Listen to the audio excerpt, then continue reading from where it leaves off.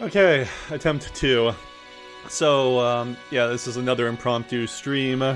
I'm just going to kind of narrate like people might want to watch this afterwards.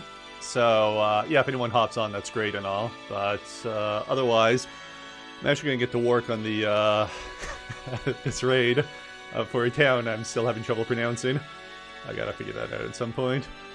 But I finally loaded in this image. I'm not sure if it's my new hard drive, but very simply, it took me like, it takes 5 minutes to load this image up, because it's pretty high detail. It's almost 300 megabytes. And it might just be the new hard drive I have, but that's something to look into later. The point is I have it now, and I can actually start plotting out the route. So, let's take a look at the map. So, this is where they're crossing the Dutch coast.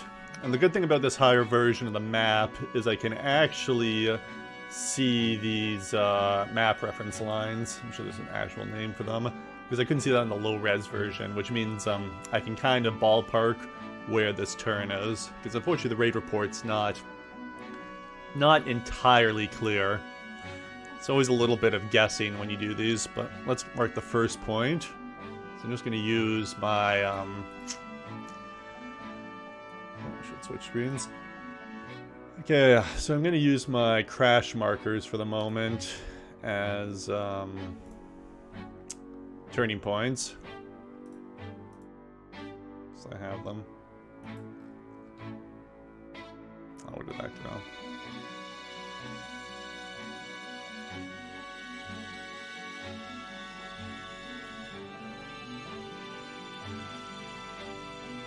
Roughly speaking, it crosses the coast here, which would be right about here. It's fairly close enough because, to a certain extent, as much as you can look at the map and figure out the planned route, in reality there was wind, there were meteorological conditions that basically caused the bombers to drift from their planned route. And also because of each plane's plotting its own path, the animations, one of the things that they're not entirely accurate with is showing where the bombers are, because we actually really have no idea. Because the bomber stream was 10 or 15 miles across, so that gives you quite a bit of leeway on each side. And then, like I said, if the wind's blowing the bombers off course, they can be quite a bit off path. But you got to use what resources you have. So okay, the first turning point for the bombers will be here. That's probably around where I'll start the animation. Let's duplicate so I can have a second one.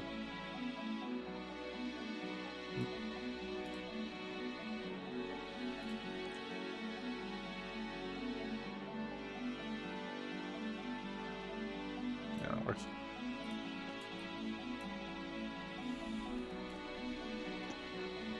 Okay, so according to this map, it's between 52 and 53 degrees north and 6 and 7 degrees south. So where the heck is that? There's 54 degrees? That makes sense. Oh yeah, that's 54 is up top. So 54 degrees here, that's the, so I need to go down to 53, which is, should be this line right here, 53.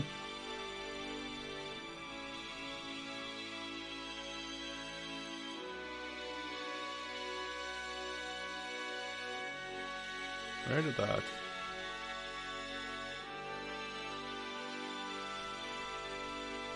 And now I lost my position.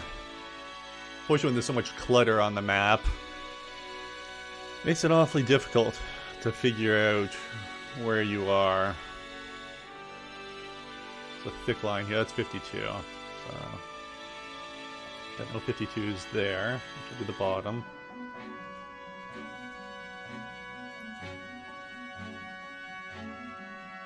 Probably a better way to do this than I am, and there's 53 up here.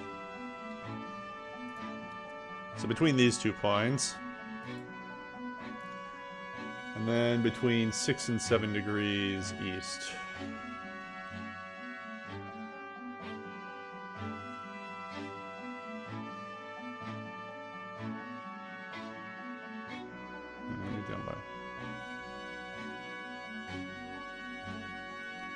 Oh, actually, I know where Duisburg is. I can just...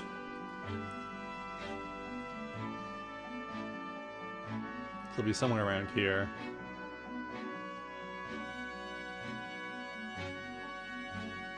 Six degrees there. So it's between 6...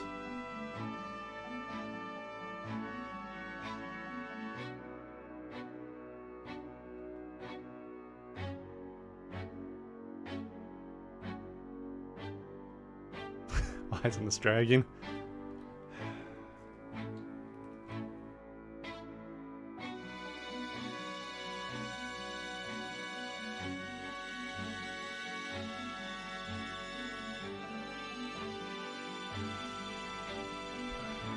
Good part of the time you have to spend doing this is just trying to figure out where everything is. I'm getting better at it, but unfortunately it's still very much a time vampire.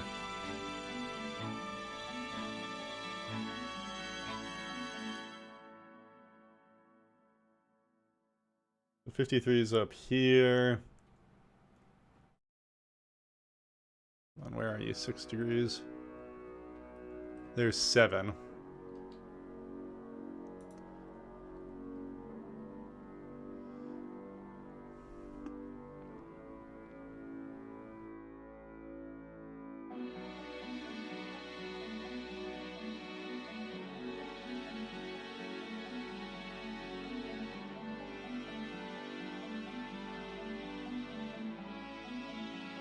There's 6.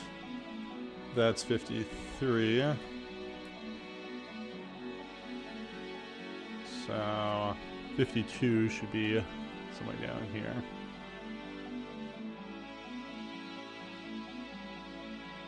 Uh-oh.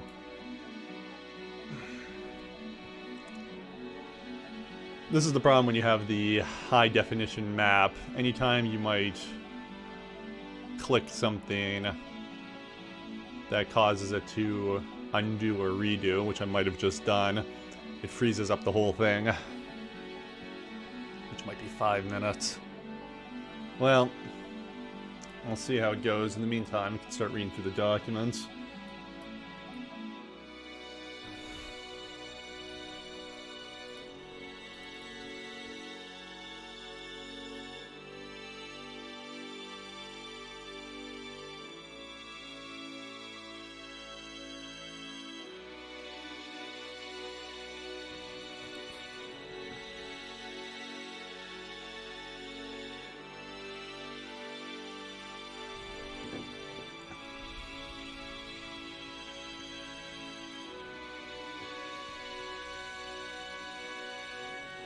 Crews of the main force were instructed to aim their bombs at the release point flares on an exact heading of 190 degrees north. With bomb sights setting true height and true airspeed and 0 wind. The speed of the attack was 160 miles per hour. Oh man. It's actually pretty interesting, like... I think everyone kind of thinks of area bombing raids as just kind of drop the bombs on the town, but it was actually quite complicated. You can see it in the planning. But it almost, I don't know, sometimes when it comes to the planning, it seems like, what's the point? Because, I don't know, because the bombing tends to be, especially at this point, it's almost like the bombing's never really that accurate for what they want to do. So why even bother going to the detail? I guess it makes sense, but it's always kind of funny afterwards to see the instructions and then look at how the raid turns out and be like, yeah, that didn't really go to plan.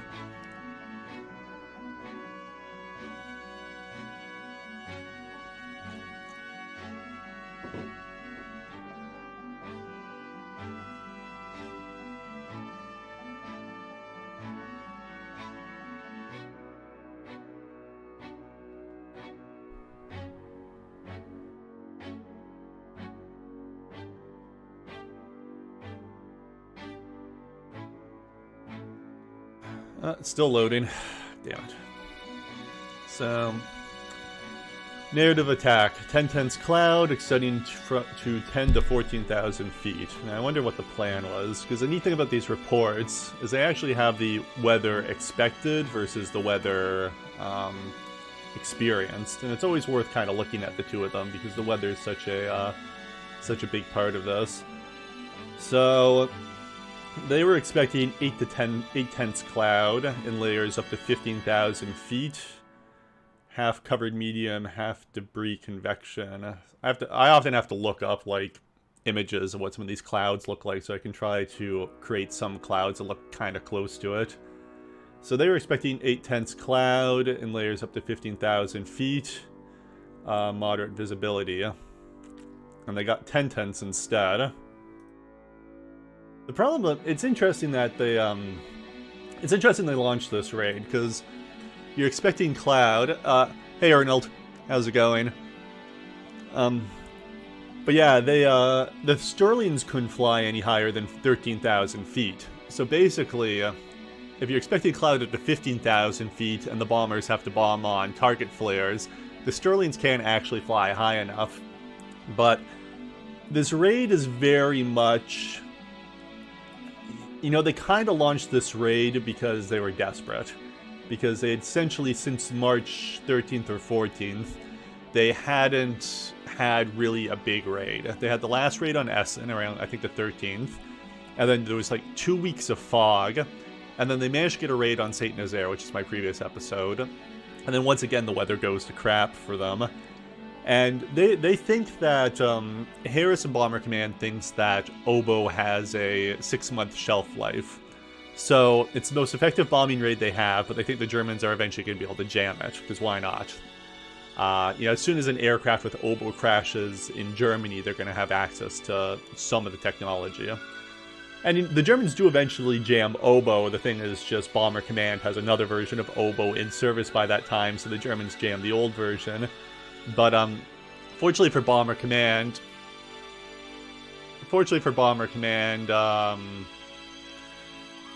the Mosquito proves so difficult for the Germans to shoot down that the Germans actually basically never get their hands on a copy of Obo. And that's a big reason why they never do jam it during the war. But Bomber Command, you know, that's with the benefit of hindsight. Bomber Command thinks that they have till July to use Obo before the Germans jam it. And then they're out of luck. So you can kind of see with this raid, which is being launched in knowingly terrible weather, it's a little bit of desperation, because it's been 2 weeks since they bombed anything in Germany. Obo's on a shelf life. And, of course, the nights are getting shorter, so the amount of targets Bomber Command's going to be able to bomb is reducing. So they kind of launched this raid out of desperation. But still, the weather they encounter is even worse than expected. The Sterlings, I don't think, basically can't even get above the clouds, so they can't even see the markers. And then the Mosquitoes, 5 of the 9 of them have, like, issues, and they're just... It's a mess. Hey, Kloby. Yeah, so... Why is this going so slow? Anyways, let's get back to getting the route down.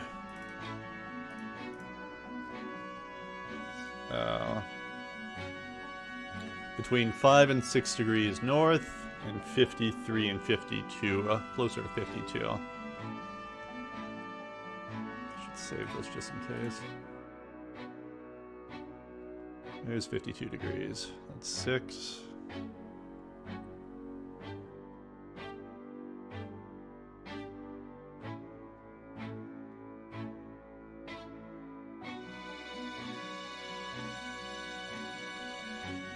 Some target.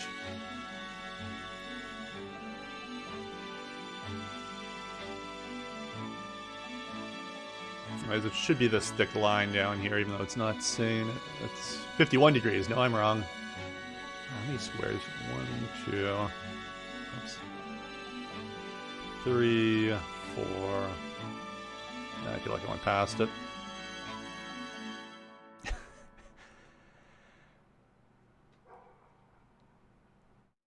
Oh, evening. So I guess, yeah, Kloby, you're in Germany, so you're, what, 6 hours from Eastern Standard Time?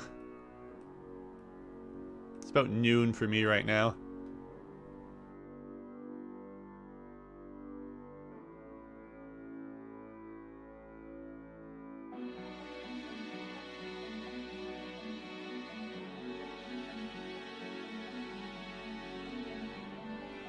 This is kind of the more tedious stuff. It's trying to figure out... There's 52 degrees.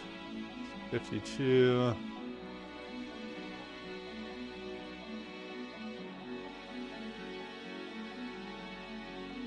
51. Oh. One. Yeah, no, it's 51's down here. That's what I want.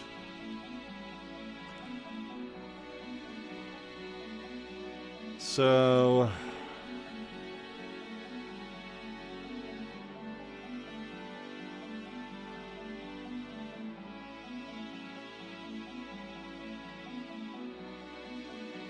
I'm way off. What's going on?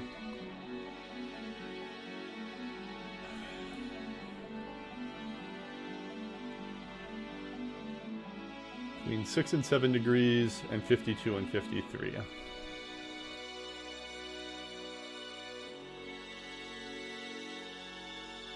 Oh, that's 8 degrees. That's why I have the mark wrong.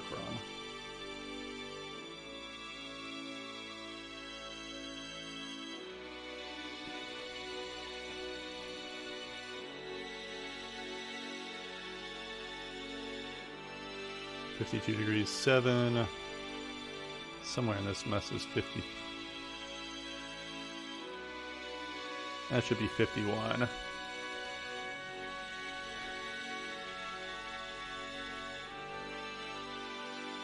.52.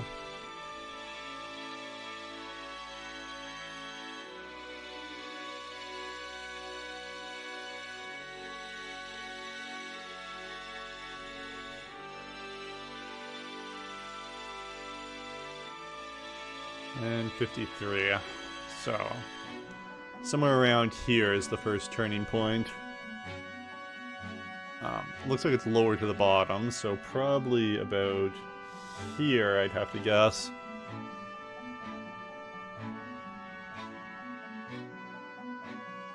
Hardly scientific, but they never really write all the time where the turning points are, which is annoying. They're actually kind of inconsistent on the, It's annoying. The bombing reports are inconsistent in the information that they'll actually pass on. Sometimes they'll give you the exact coordinates of the path, and then they stop doing that for some reason, which will make future episodes kind of tricky.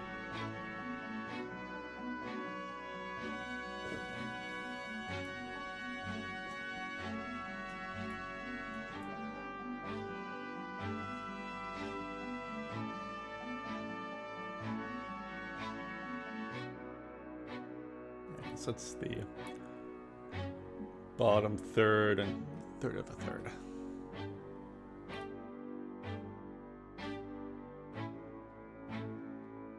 Yeah, this is about as close as I'm going to get. They probably turn somewhere around here. It's about as close as I'll get. And then come down from here. Might be over a little bit more.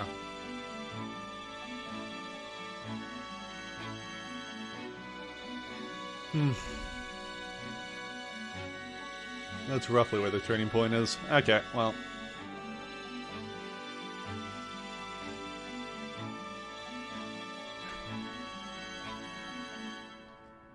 Okay, now where are my actual bombers?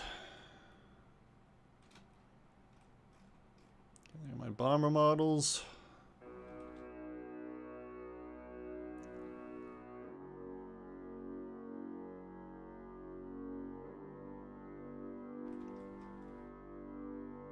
Get the camera out of there.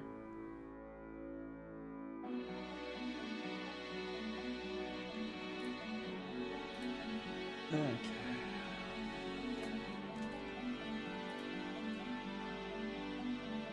Oops.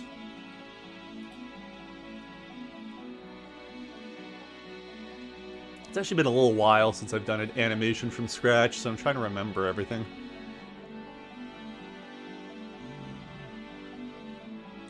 Bezier curve.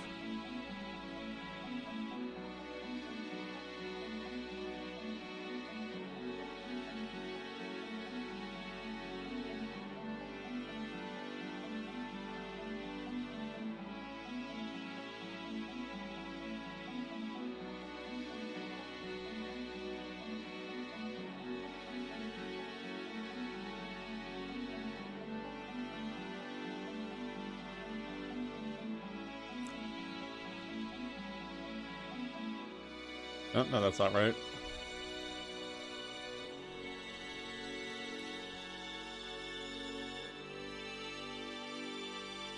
Oh, path. Duh.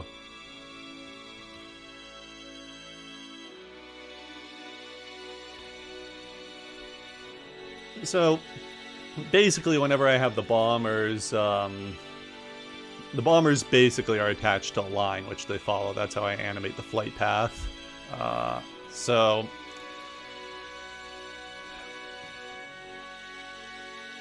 you see, they often kind of come separate over the channel of the North Sea, and then they kind of meet up around around a point, and then they're in the bomber stream. So the bomber stream doesn't form over England; it actually kind of forms up just on the coast, which is interesting. I'm not entirely sure why they did it that way.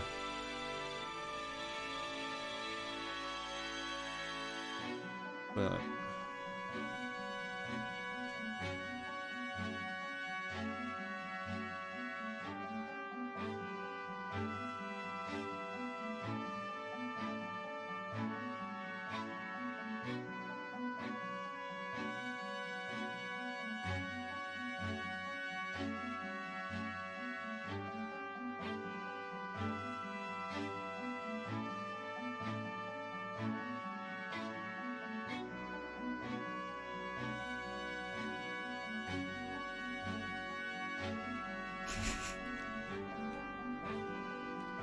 oh man, I've forgotten how to make more points with this. It's been a while, man. This ain't as aerated, and I shifted a lot of the raids, the previous raids that I made for the episodes. I just updated old ones and added more to them, so it's actually I actually can't remember how to do some of the stuff. But there's a button to make more points. What is it? I think it's split. Is it split? Nope.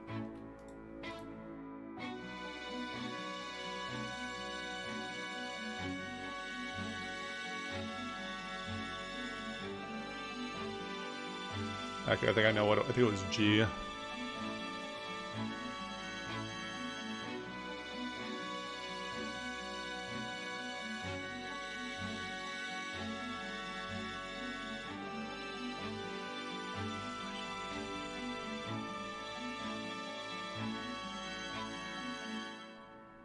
Now G just grabs it.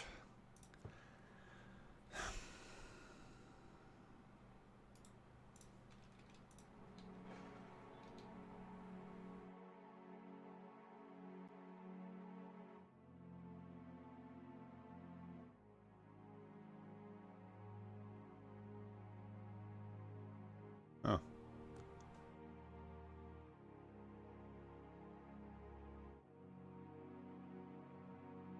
Too bad that doesn't work.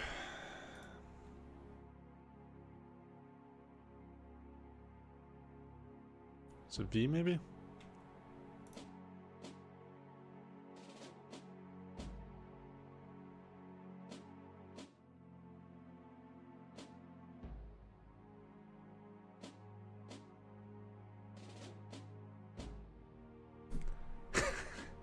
This is the kind of gripping content I want to bring to you guys, me struggling to remember how to use Blender.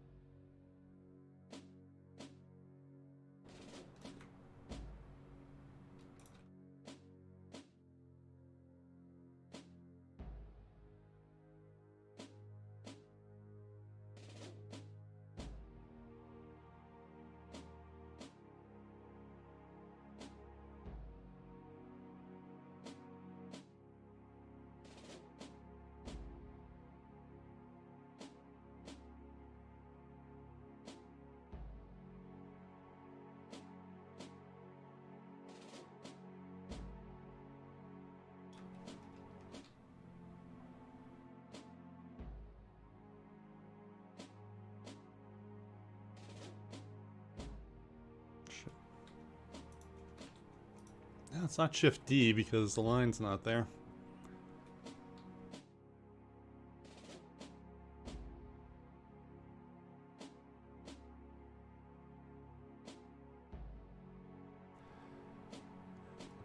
Yeah, I do have the updated map. That's the only way I can figure out where the different map references are.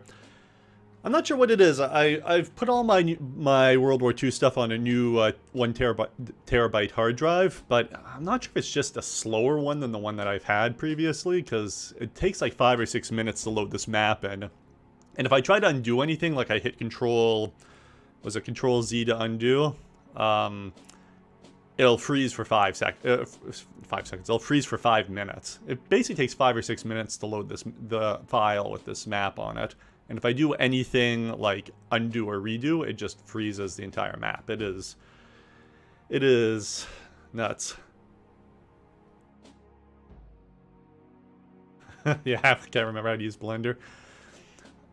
I was trying to kind of figure some of this stuff out before I came on the stream, because I don't want you guys to watch 10 minutes of me struggling to remember how to use Blender. But I forgot that I didn't remember how to do this. Well, over time, these streams will get more interesting as I remember how to do things.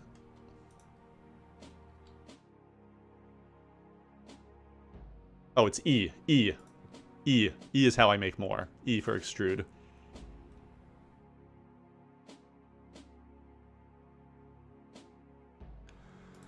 Okay. Well, let's do this properly now.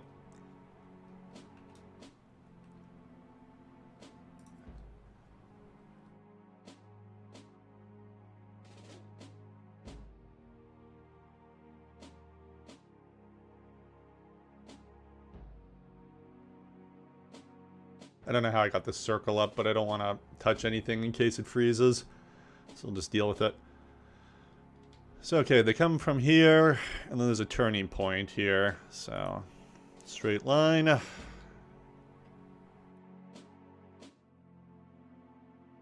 then I find if I actually want the bombers to kind of curve, I actually need to make a couple of points. Because otherwise the bombers will look like they just flip on an axis, and it looks really bad. So you can kind of see the line here. You need to put a couple of points to get that curve.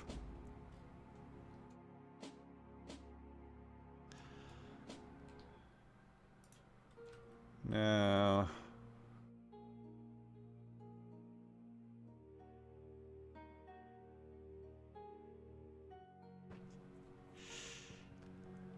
that's a bit too much.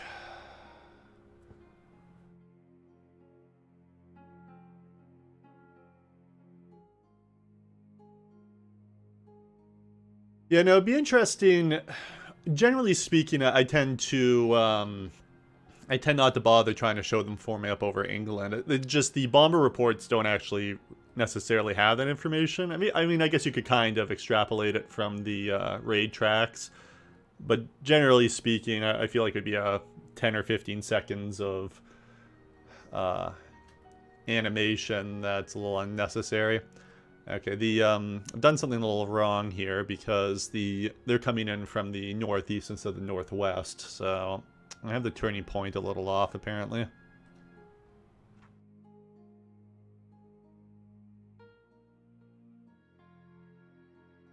Should,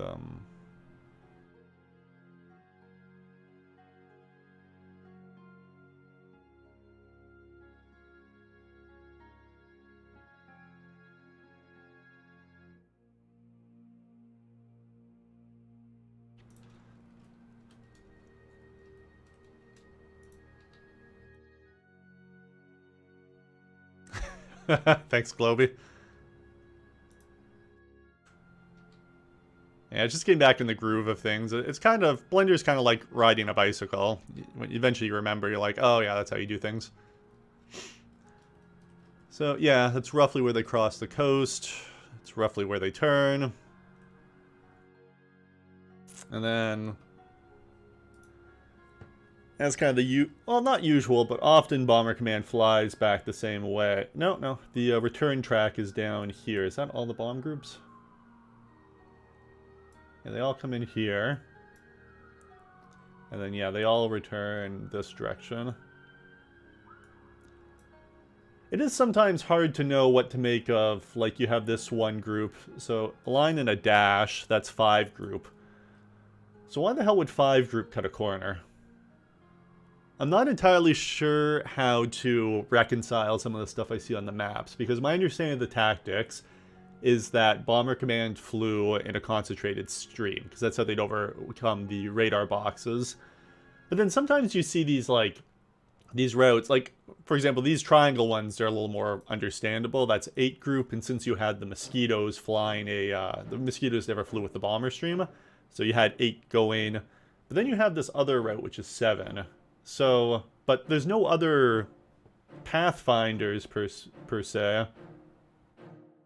This was an entirely oboe mosquito marking one. So this is where it'd be really good to get your hands on, like, the actual group documents to see if they talk about their flight paths. Unfortunately, that's not digitized, so I can't get access to it. So, for the sake of my own sanity and simplicity, I'm just going to have the bombers follow one path. Some raids, though, it's a little too extensive for you to ignore, and I'll include that, but I don't know, it's like 6 bombers from 5 group cut the corner? I don't get why. I don't know why you'd want to send the bombers. I don't know why you wouldn't want the bombers in the bomber stream. But they don't explain in these reports what's going on. They just have this map. So, because you can see the rest of 6 group right here, the 74, they stay with the bomber stream. You can see the dots right there, but then 6 cut a corner? I don't know. Doesn't make sense. Pathfinder crews, no, Ernold, 5 group does start doing some stuff during the Ruhr battles, but they're not doing their own thing entirely yet. That's a little later on. The Pathfinder crews, they did have, so the only real additional equipment they had at this point, H2S, the ground mapping radar. Only the Pathfinders have it at this point. Eventually, Bomber Command would start putting it in the rest of their bombers, but at this point, the H2S ground mapping radar is exclusively in Pathfinder 4-engine aircraft, and Oboe is exclusively in pathfinding Mosquitoes. And they did have one additional thing. Pathfinder, the 4-engine bombers, they actually had 2 navigators on board instead of 1. So they were 8-man crews with 2 navigators. And new Pathfinder crews would actually be bomber crews. So, well, it's not quite. New Pathfinder crews, the first couple of raids, they'd just be carrying bombs. And essentially, instead of marking, new Pathfinder crews would be essentially tested, so they'd be expected to arrive when they should, but instead of dropping flares, they're dropping bombs because they don't want the new crews essentially screwing up the marking. So the new crews would fly a couple of missions where they're doing everything like they would as regular Pathfinders, but they're dropping bombs instead. And they were also used kinda to fatten up the Pathfinder wave, because since the Pathfinder aircraft, the 4 engines were out in front, they didn't quite get the benefit of the dense number of aircraft that the rest of the bomber stream did. So a lot of the new Pathfinder crews were concentrated at the front to kind of fatten up the number of aircraft at the front of the bomber stream so that they actually got that strength in numbers kind of effect. Though it did mean that, like, new Pathfinder crews were essentially, you know, shot down on their first or second mission, so it was a bit of a trade-off. It's kind of grim. I've started realizing the Pathfinder crews seem to have had a higher loss rate than the main force, and the poor guys are doing 45 missions instead of 30. So I don't think that many Pathfinder crews survived their tours. Like, they seem to have had higher loss rates, and they had they had 45 missions instead of 30. So I think I did the math at some point. It's like a 15% chance to complete a Pathfinder tour at this point, which is just grim.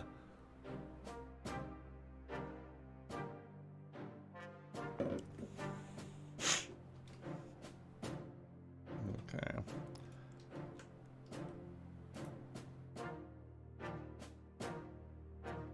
Oops.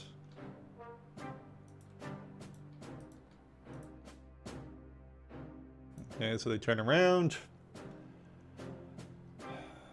Oops, I did a few too many there.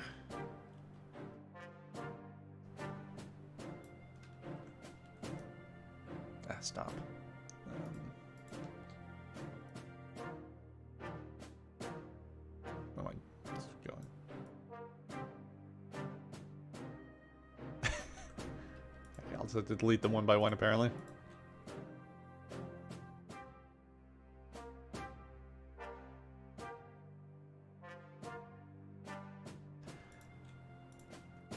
Okay, so going to the map, they go down here. So that's between 6 and 7 degrees and 51 degrees. So 52's up here. 51 should be this thick boy down here. Whoops. Yep, that's 51. So 51 degrees, okay. And then closer to 6 degrees east instead of 7. And maybe about a quarter of the way down.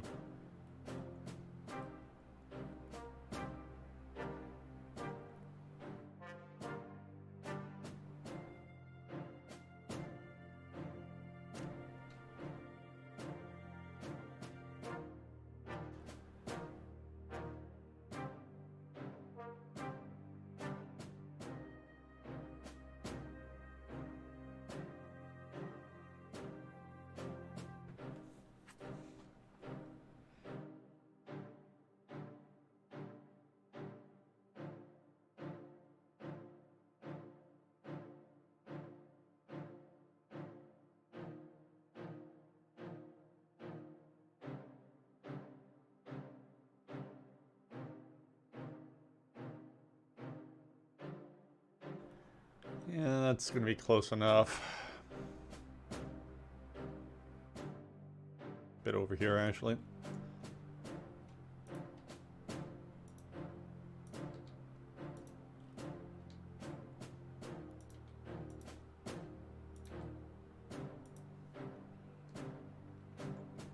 And then they cross.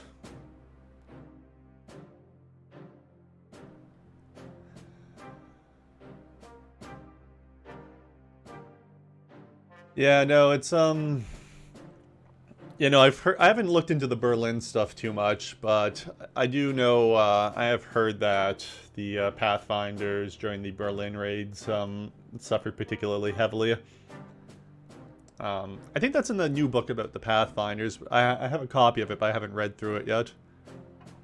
Yeah, no, there was a lot of sense to using the new Pathfinders to bolster the numbers, but it did. I know I have read one book where it talks about, you know, Bennett tended to overcommit the Pathfinders, which definitely increased the odds of them getting shot down. But it's kind of like, but no, like that was another thing when Window came out as well, and they started dropping Window.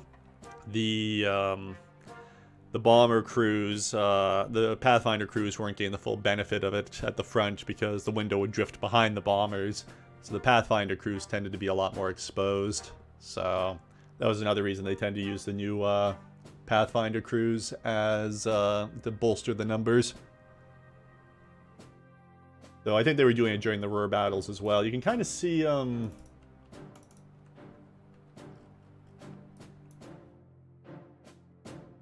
can kind of see it on these documents. So you have, like, you'll see the documents talk about 8 PFF, and in this case it's just the Mosquitoes, because that's the only markers this raid.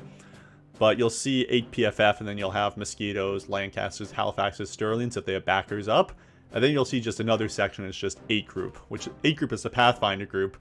But you can see here the 8 group, these are essentially new Pathfinder crews, the backers up, who are getting some on the job training. So these guys will be expected to show up at the place and time that they're specified, that they need to be as a main force Pathfinder. But they're just going to be dropping bombs, and this is how they're getting some on-the-job experience before they eventually start dropping markers. So you can see them differentiated by this just 8 group instead of 8 PFF. Yeah, I'm not sure how...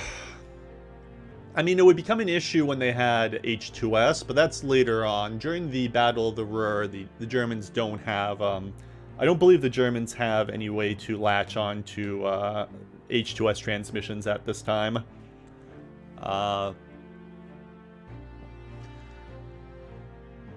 But they do in late 1943. It's one of the big problems the British don't realize. The Germans are tracking their H2S. So when the British are doing spoof raids, the Germans are often able to tell where the fake raids are because they can see where all the H2S transmissions are, and so they're like, oh, this area where a lot of windows going down is where the actual main force raid is, so the spoof raids, they drop window to make it look like they were a bomber's wave, but the Germans would look and they'd see very few H2S transmissions from there, so they'd know it would be a fake. And the British didn't realize this. They probably would have done their spoof raids a lot differently if they had known, but it is part of the reason that the late 1943 and early 1944, the loss rates go up so much, as the Germans are not usually fooled by the spoof raids. And then eventually the British figure it out. Well, actually, they kind of do it by accident. Starting in early 44, they start, essentially because the Sterlings and Halifaxes are doing so badly on the Berlin raids, Harris starts using them as just attacking secondary targets while he sends the Lancasters to targets deeper in Germany. And because the Sterlings and Halifaxes do have H2S, the Germans actually do start running into issues where they can't tell which of the two raids is, the legitimate one. So, almost by accident, in early 44, the British spoof raids become more effective because they're actually using their obsolete bombers for other raids. It's interesting. I kind of want to do a video about the Nuremberg raid. I've been looking at it, but I need to increase my understanding of it before I make a raid, because I've realized some of the things I was going to argue is stuff I was going to argue against is stuff that no one's arguing, and I'm like, oh, that's just me not really understanding what has been written about the Nuremberg raid. So I need to read a bit more about it. But, one of the things I keep seeing argued about the March 44 Nuremberg raid, when the British lose almost 100 bombers, is it's always kind of portrayed as like this German night fighter triumph, and the British essentially stop bombing Germany afterwards. It's actually completely incorrect. The British keep bombing Germany for about another 2 months before they're basically entirely pulled off for bombing for D-Day. But what's interesting is you have this Nuremberg raid where the Germans almost shoot down 100 bombers and inflict very high losses. And then the next 2 months, they actually the German night fighters really underperform because the British really changed tactics. And, and there was a lot that really went wrong in the Nuremberg raid. It was far from being this, the German night fighters being in, the peak of their game. In a lot of ways, they got really lucky that night. And basically for the next 2 months afterwards, after the night fighters' greatest triumph, the British actually have 2 months where their losses over Germany are actually the lowest they've been in, years. And when you read the operational analysis reports, they're like, huh. I was like, yeah, the German night fighters aren't doing that well. Yay. But they're not entirely sure why the night fighters have essentially become a lot less effective.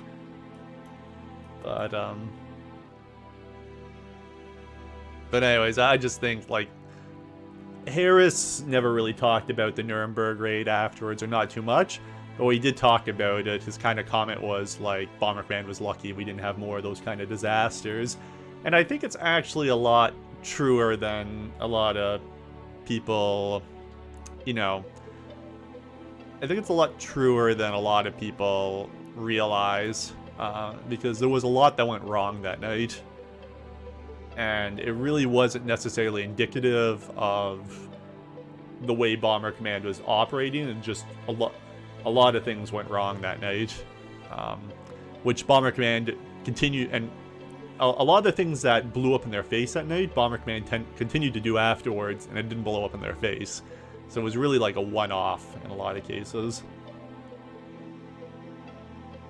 Okay, and they cross here, roughly speaking.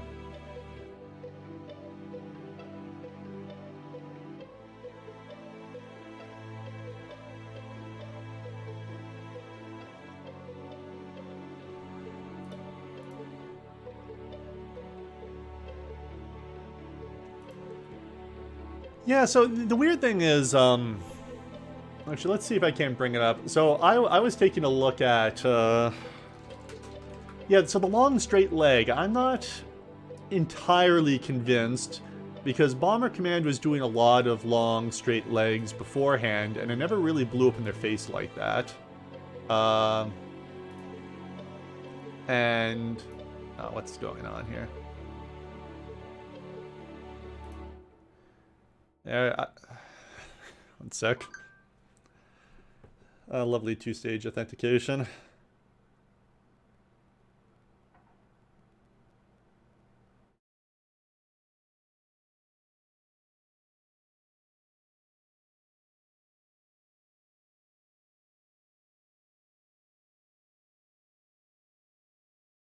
Yeah, so it's I ended up grabbing a bunch of the maps, so you can kind of see like these are the. And I zoom in on. I don't want to zoom in that way.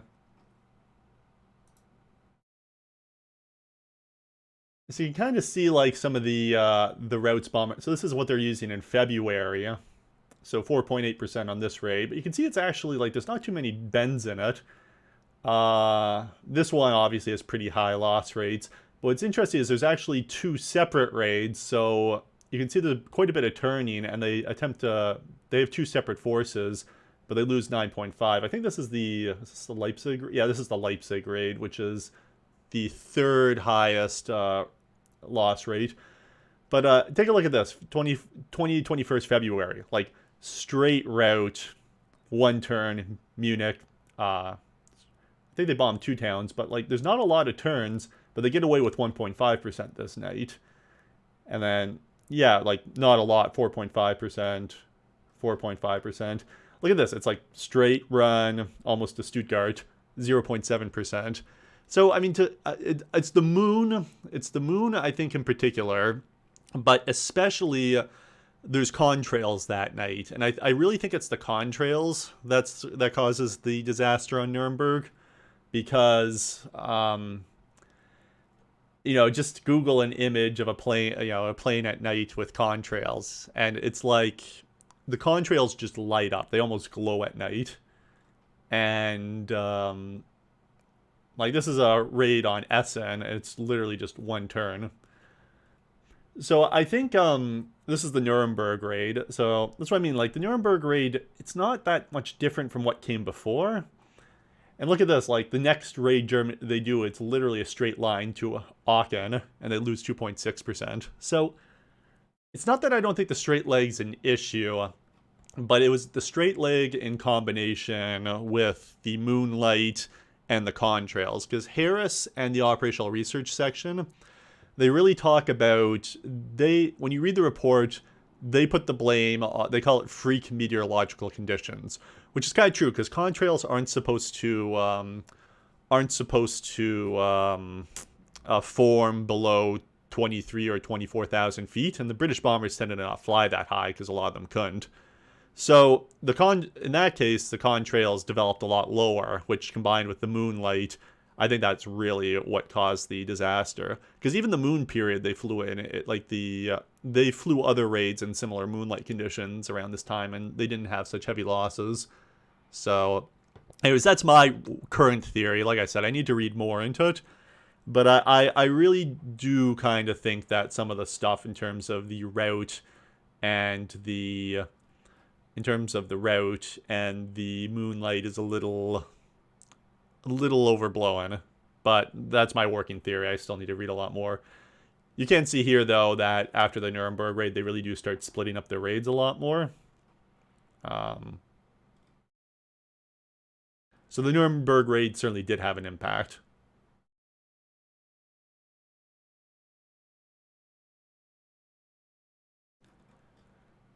But like I said, after the Nuremberg raid, which is the Germans' greatest triumph, the next raid 2.6%, next raid 1.1%, 5% 1.6. Like this isn't the German night fighters.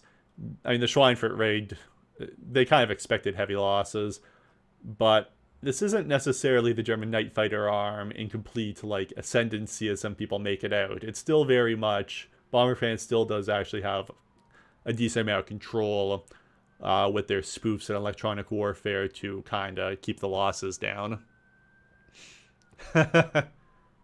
Yeah, I do need to read Martin Middlebrook's book as well, but like I said, I need to read a lot more about the Nuremberg raid before I make a video on it, just because I need to make sure that what I'm actually arguing is actually stuff that people have argued about. Yeah. Anyways, okay, so roughly speaking, that's the path. So now at this point, now that I have the path down, I need to actually... Oh.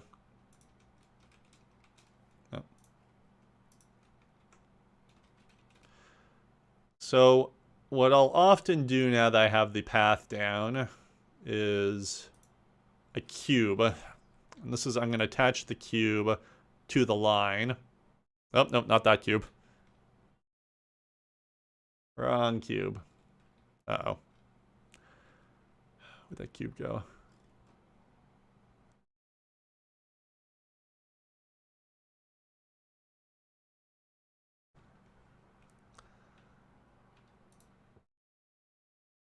It's an empty is what I'm looking for. Oh, there we go. Empty cube.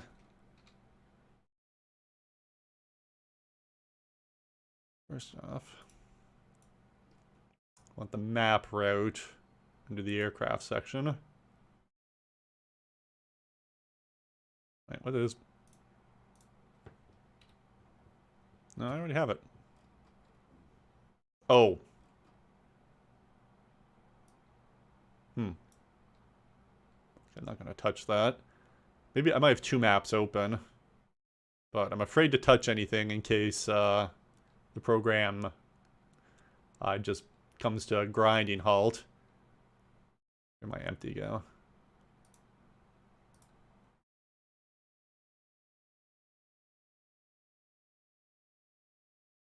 Okay. New bombers. Put the empty in there.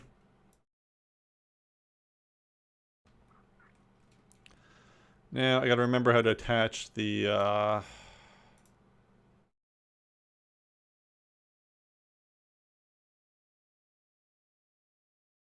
clamp to.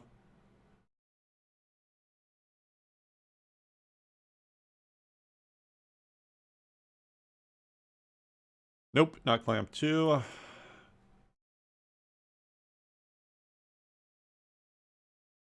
Track 2?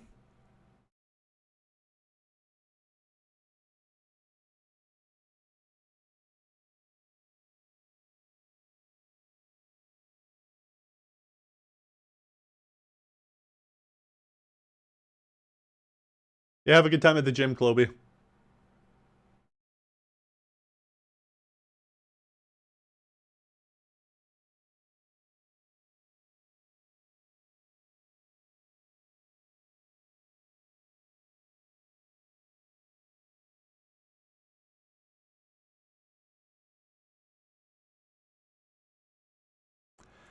Yes, once again, trying to remember how to use Blender after a while of not having to build raids from scratch.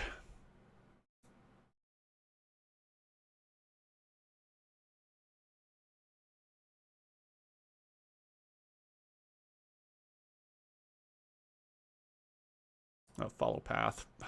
Duh.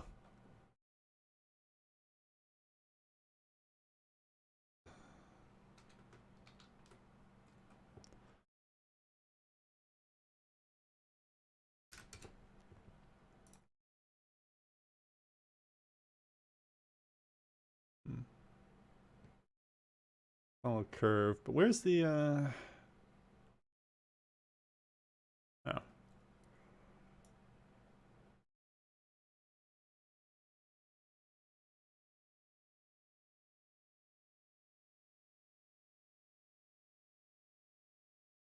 I'm trying to remember is...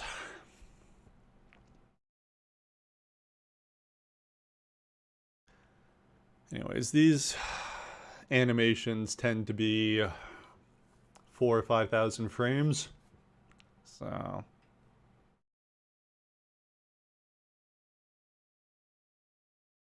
You open up a previous animation and see what I tried to ballpark it so that they're all about the same length, so that kind of dictates the speed the aircraft fly at. So I need to look up a old raid quickly. This is a Ruhr raid, so my Essen one will...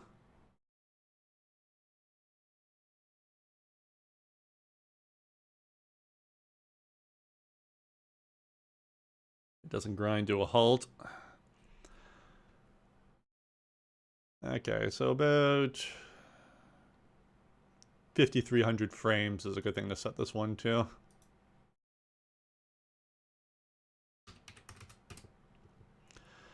I basically want the bombers to start here, and then click that, and that's the that's where they'll start at 0 seconds. And then I want it to be at the end about there. So as it plays, the bombers will be in this.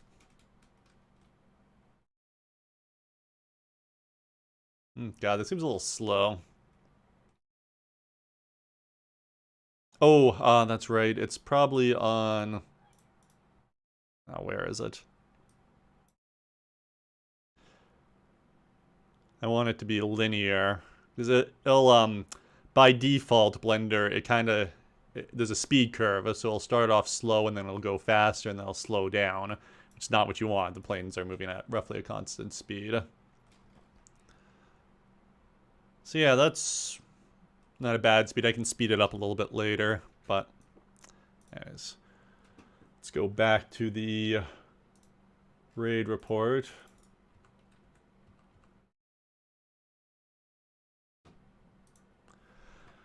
So Section 1 is Lancasters of 5 group. Section 2, all aircraft of 6 group plus Wellingtons of 4 group.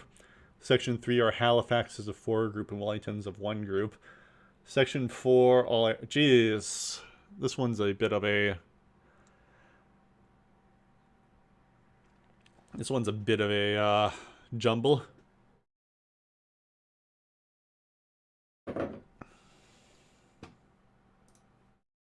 Okay, bombers, new group, wave 1, wave 2,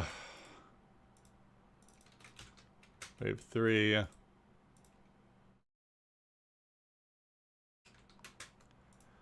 so nothing but Lancasters.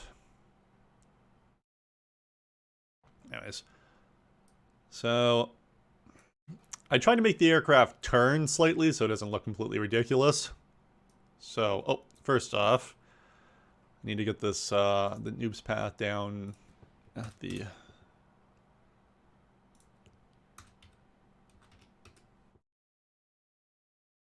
And the bombers fly at... I need to bring up the Essen one again. So I tried to keep the aircraft at a certain altitude, so to speak, kind of so that they have their, you know, the Stirlings fly lower than the Halifaxes, which fly lower. So Lancasters are no, not those are Rex.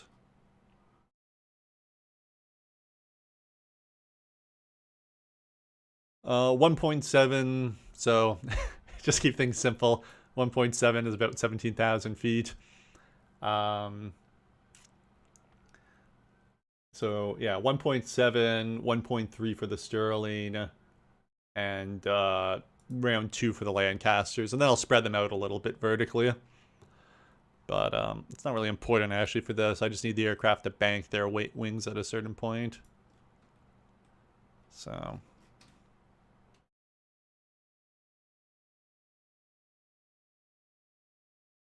And let's get them up. No, not the noobs. Empty. 7 for now. And then at this point, I will set a, I'm going to set a, what are these called? Well, whatever these little dots are.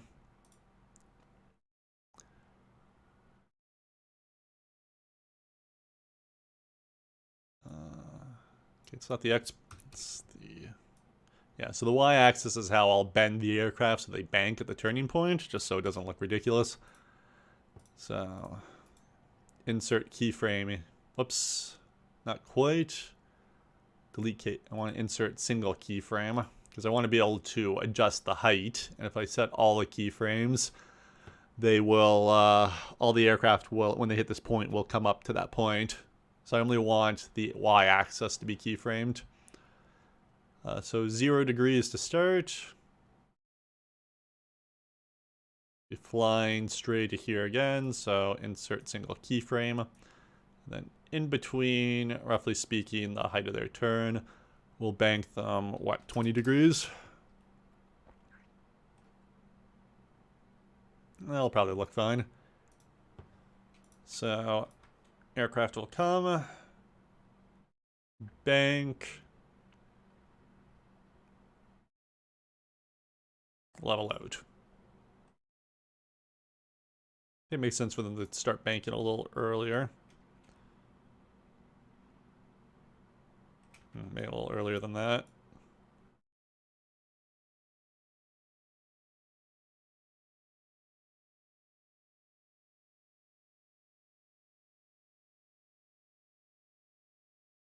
That'll look close enough. So that's the first bank. I never actually really bother animating them turning over the target, just because, well, no, the bomber stream's going to be long enough.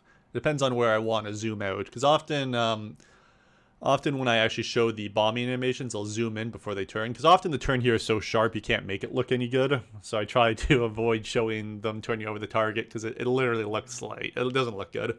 It looks like they're just, I don't know how to explain it. But it looks like they're moving too quickly for their turn, and it just doesn't look right. But we'll do something quick for it. Insert single keyframe. Insert keyframes. Oops. Delete those. Insert single keyframe. I'll give them a really deep. Give them a really deep turn. Won't look that great, but insert single keyframe.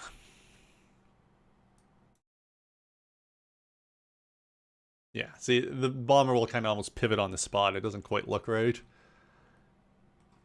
So I'll have to play around with the camera so that it's not, you don't really see it in the actual episode. 'Cause it doesn't look good. Insert single keyframe.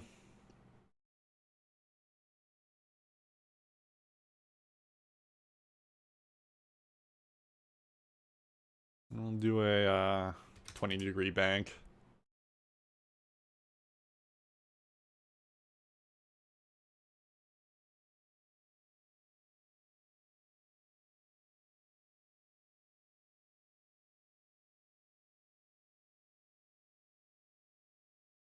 I'll do one final one over here. It's a slight turn.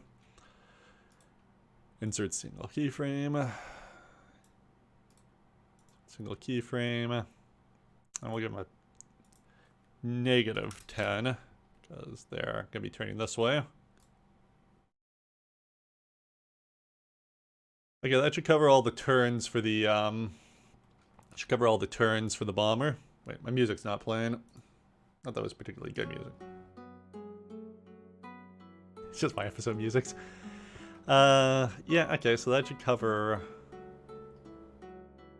all the turns.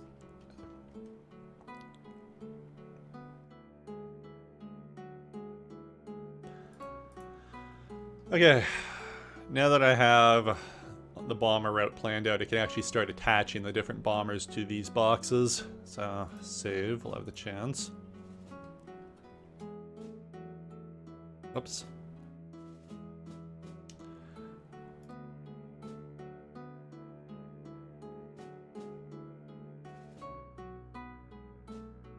Oh, might have done that wrong.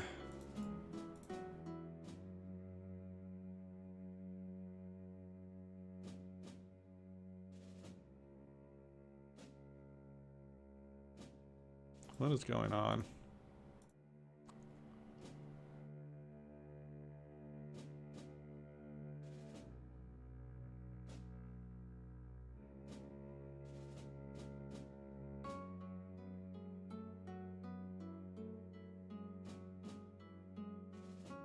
I don't remember it making me do this before. It doesn't really matter. It just means I'd have a couple of duplication.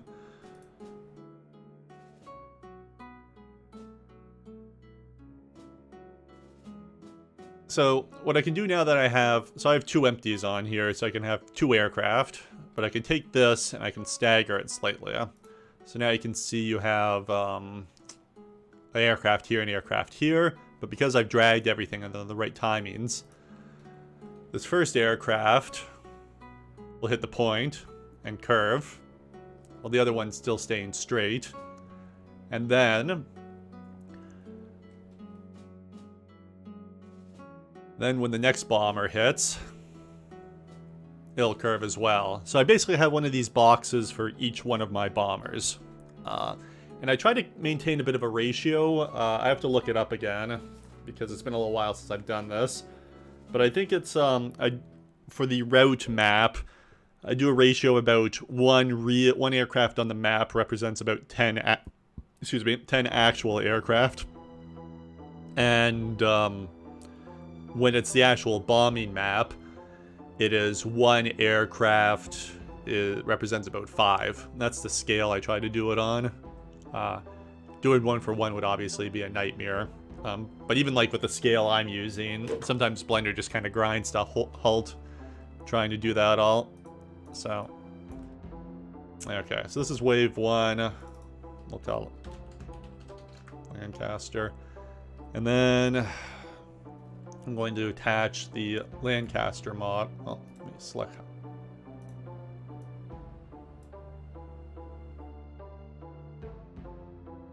Okay, so I gotta remember how to parent now. Control P. Without inverse? Nope. Definitely not that. So, there's 3 options to select how you want to attach it, and one of them does this. Now, I can't click Control Z because to undo it, which would be great if I could, but because I have this high resolution map in here at 200 megabytes, it'll literally grind to a halt. So I'm just going to have to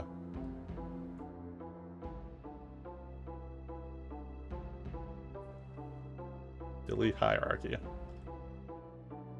Okay, so I lost the empty, but it's not the end of the world because I have it copied.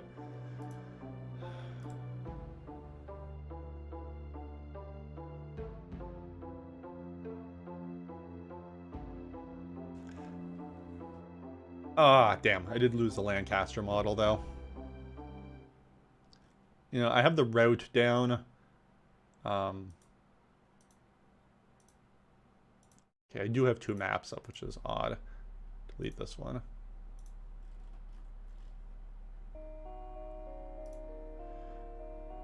I'm going to open up the... I don't need the high definition anymore. I have the route down.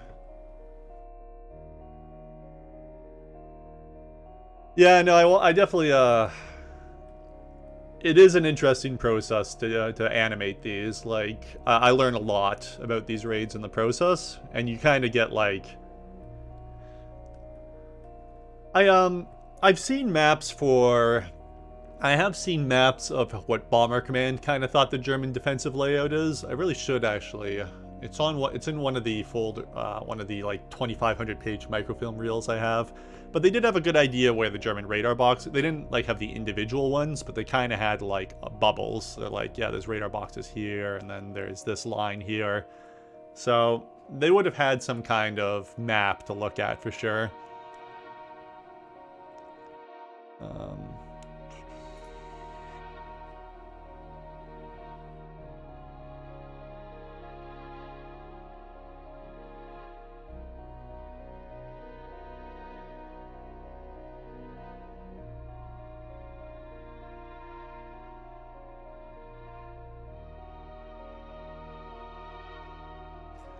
Okay, the low resolution map's in, so now I can actually click Control Z to undo something. Still, it's too late to get the Lancaster back. I'll have to load it in. We'll just attach the, I'll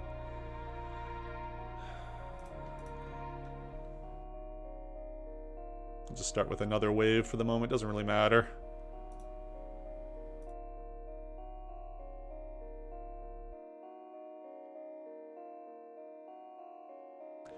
Okay, Halifax. Control P to parent. Okay, without so keep transform. Nope, not keep transform. Control P. Keep transform without invert. No, how the hell do I do this? Which ideally happened is the Halifax just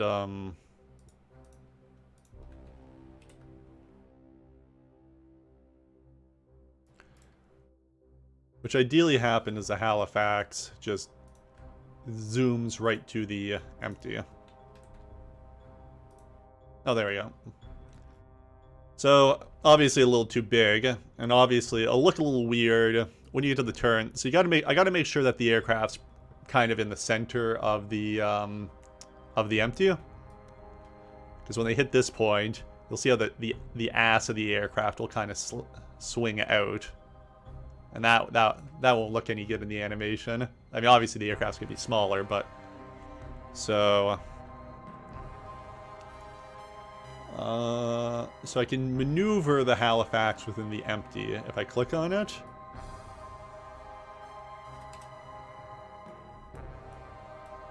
I want to bring it down. Wireframe's what I want to see as well, and bring it forward. And I tried to get the that's what I want. So I'll try to get the empty box right where the front of the wings meet the fuselage.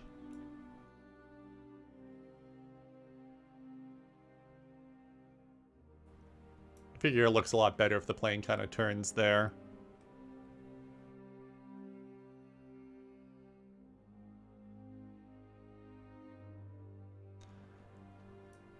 Now, once again, I gotta remember what the scale is, because I'll scale down the aircraft to a certain height. I just gotta figure out where did I write down my scales. I have it somewhere on my tablet here. My files. YouTube and VR. Bomber command.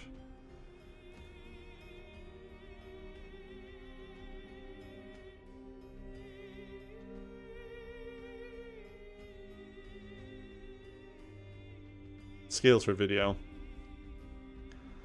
Okay, for the route, the planes are at 0.025.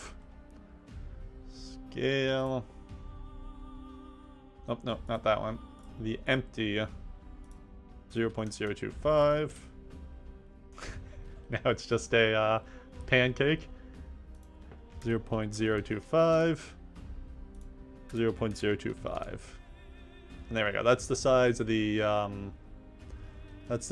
bomber for the animation. Now it looks like he's moving a lot faster as well. And the turn looks a lot better.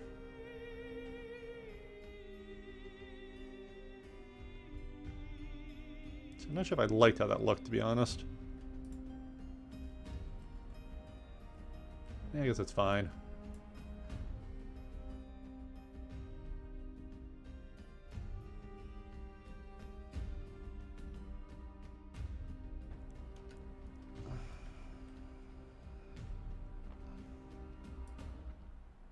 Okay, so that's my Halifax, and then I'll essentially duplicate that. How many Halifaxes were on this raid?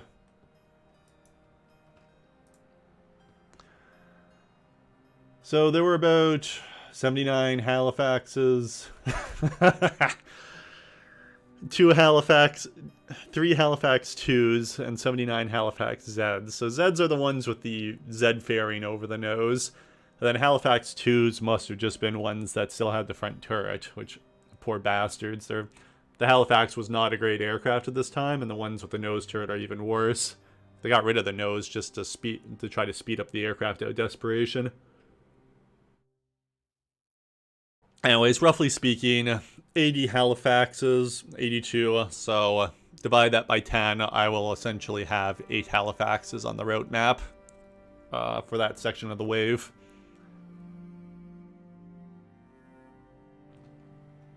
So make sure to call it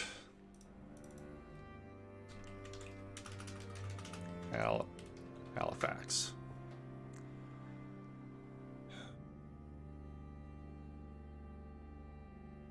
If I save, delete that noob's path, will it still?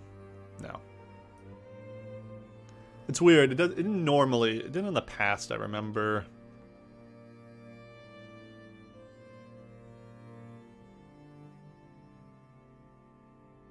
Alright, so I guess I'll just have a ton of noob's paths, but NURBS paths, but it doesn't really matter.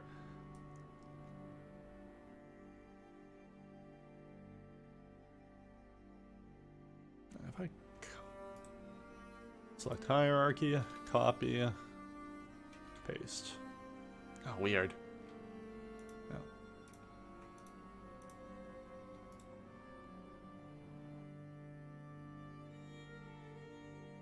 Yeah, I just have a ton of NURBS paths.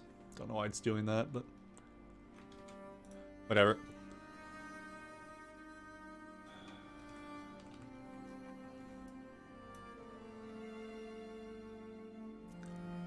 Okay, section 2 was all aircraft of 6 group and Wellingtons of 4 group. Now what did 6 group send?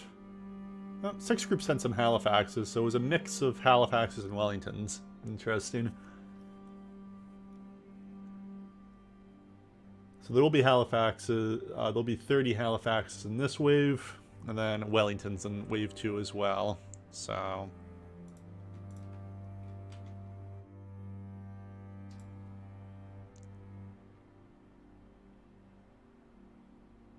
also I should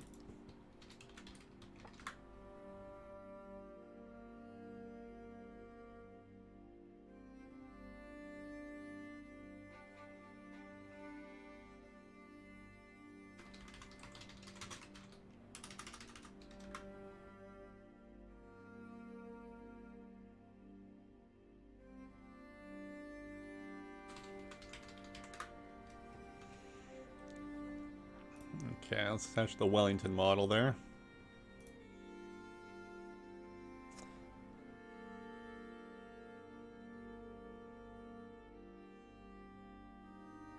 Once again, I want to get him down into the actual empty.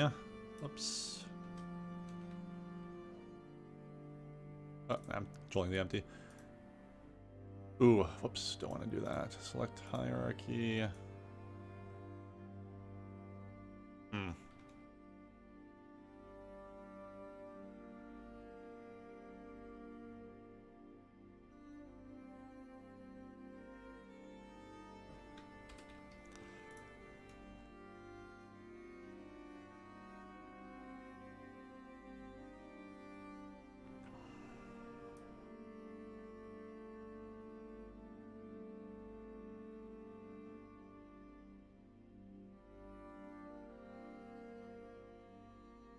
Put the middle of the box. Okay. And then shrink the Wellington down to 0.025.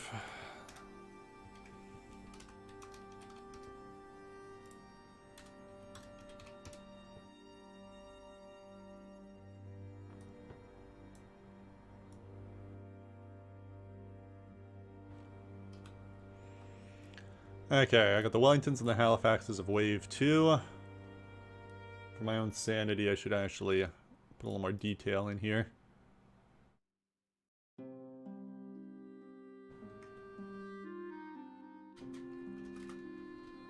Foreign. 4W. 6 group and 4 group Wellingtons.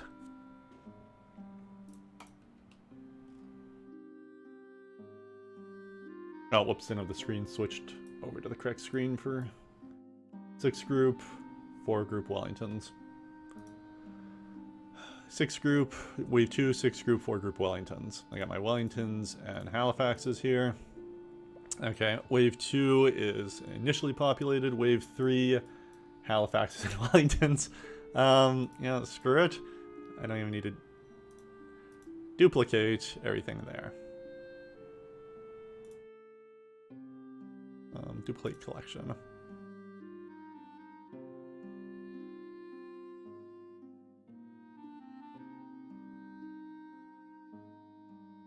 Oh. 4 group and 1 group Wellingtons.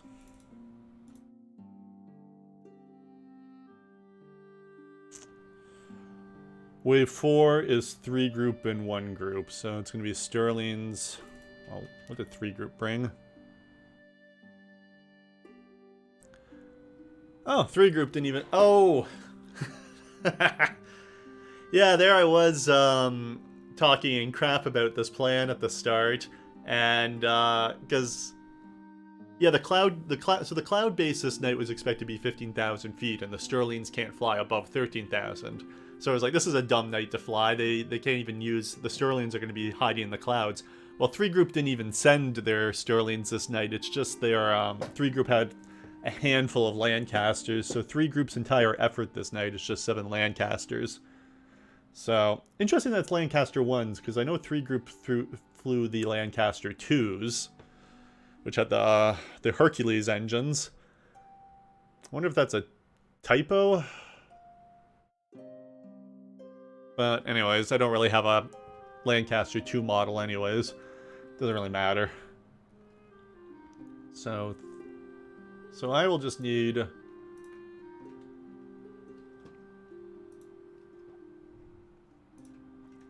copy of that. Just the Lancaster, which I don't have because I screwed up the model. Okay, so I definitely need to reload in the... Whoa, what the heck? Ah, damn it. Okay, I don't need the Sterling model for this raid. I did botch attaching the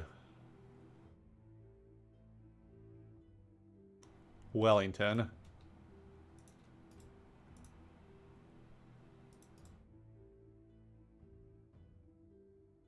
Oh, crash.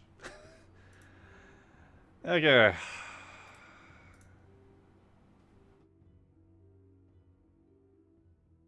Let's reopen.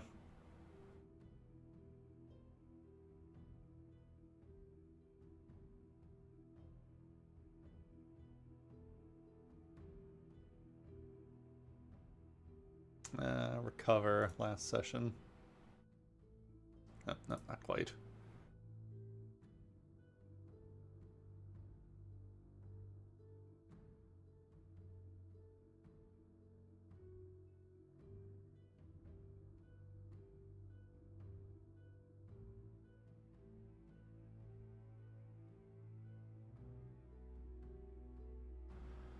File, open, recover, autosave.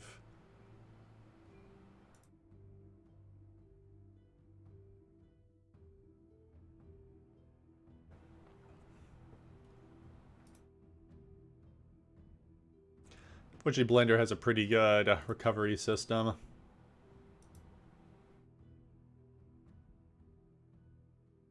And I gotta...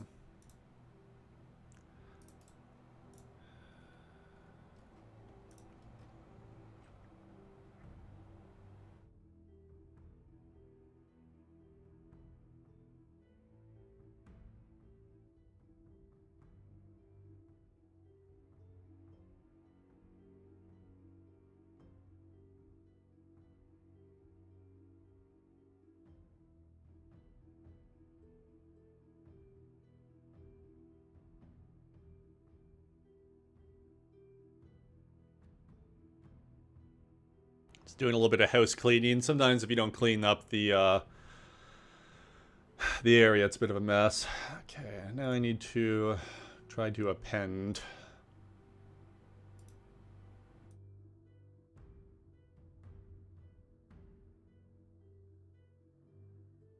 Which...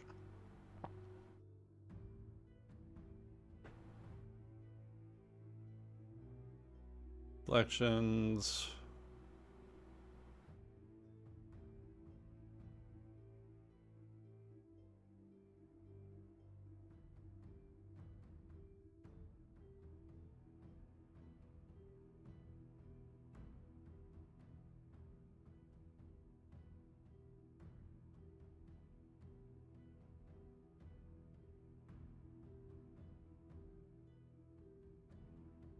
Why does it keep doing that?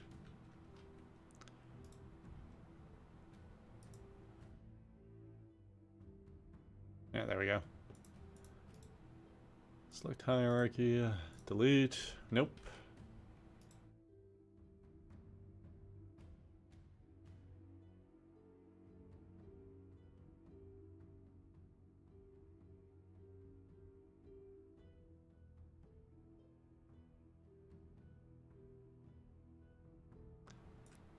Okay.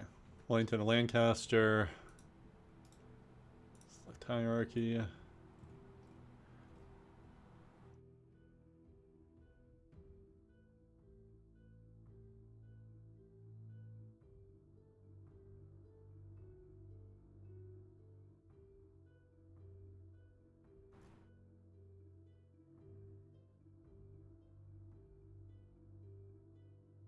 Okay, back in business.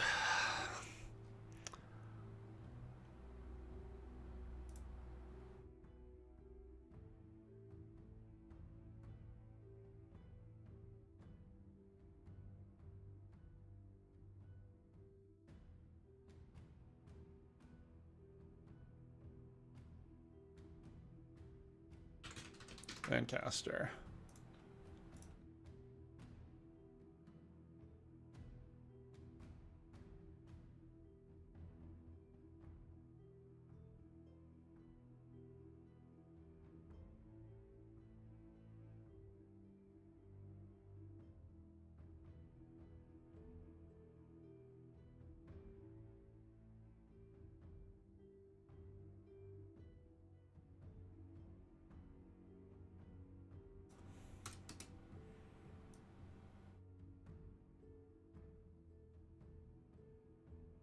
All right, it's the center of that block. Lancaster.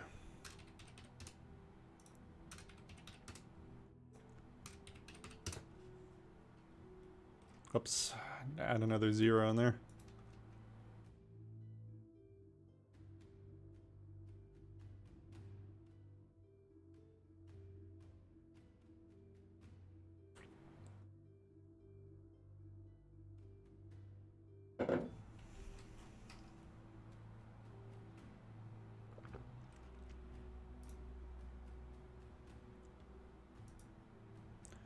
I can delete wave 4 and just copy wave 1.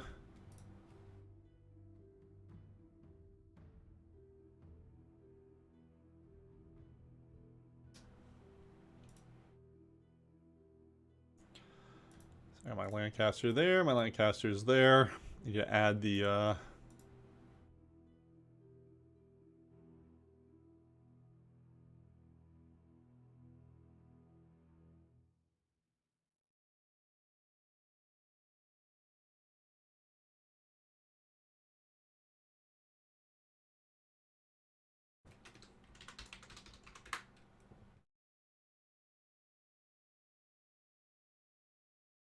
copy the empty. Select the Wellington, attach it to the empty. Oh, did that wrong. Oh, I don't think I have to, yeah, I can just, I have to select hierarchy when I attach it.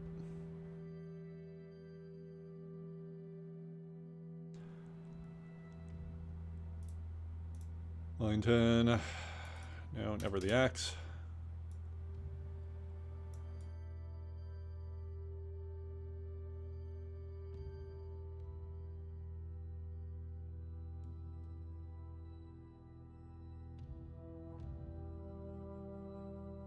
Okay.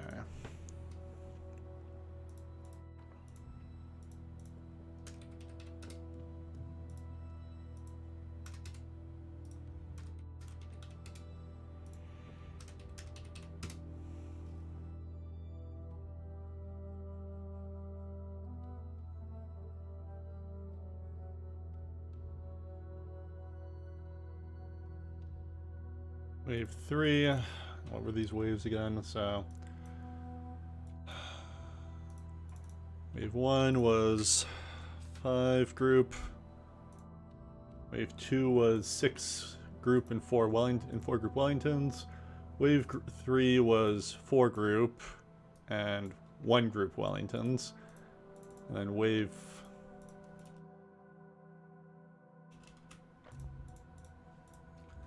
4 was 3 group Lancasters, which is all they sent, and 1 group.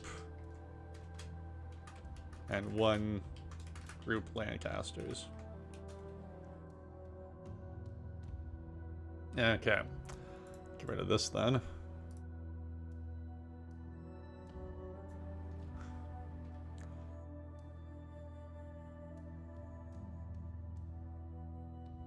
Oops. So 1 group will be out in front.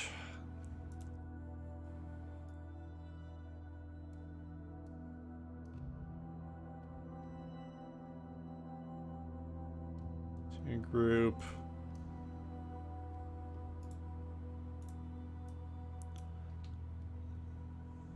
Group.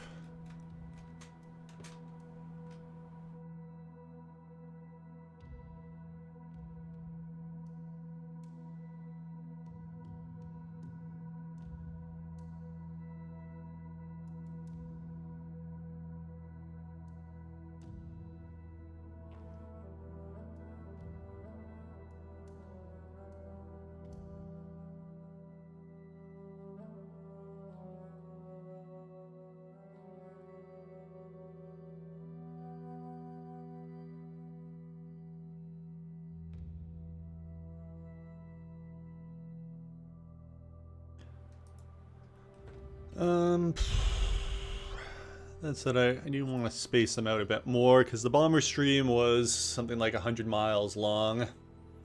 What the heck's 100 miles on this map, though? Fortunately, there's no, I don't have any of the scales, but I want to make the bomber stream roughly equivalent to what 100 miles would be in real life. Give or take, that's kind of what they flew. If it was 10 aircraft a minute, it was like 100 miles to 150 miles long, the bomber stream. And the aircraft basically attacked on time. So, well, except no, the first group's pretty late actually. But still, they're going to be roughly, it's not going to be a particularly spread out raid. It's going to be roughly 100 miles, 120 miles, something give or take. I'm going to bring up a quick Google Maps image. What is 100 miles? What's 100 miles look like?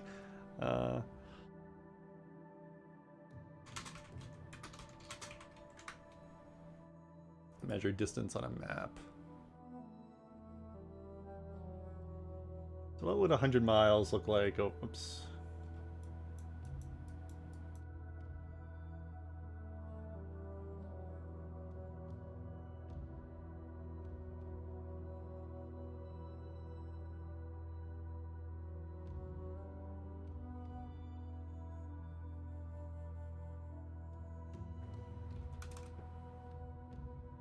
How do I... There we go.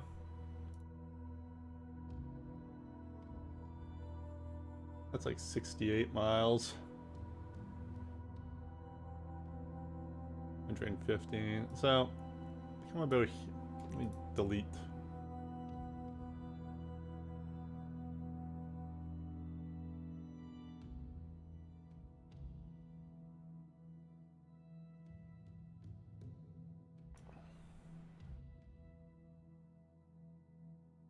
Let's say 100 and say 115 miles. So that'll be about the length of the bomber stream this night. So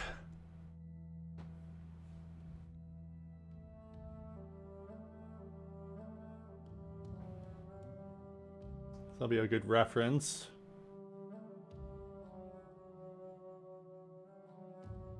We go back here. That means they're gonna want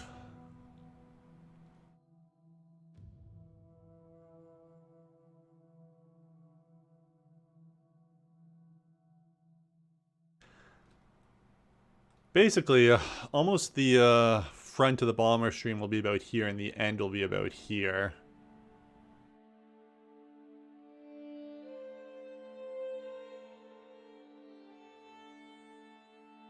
Let's choose this as the point of the end.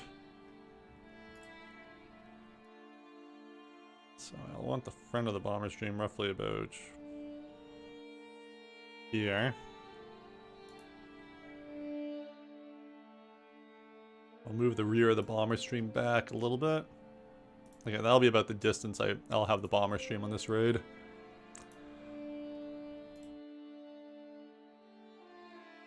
Two.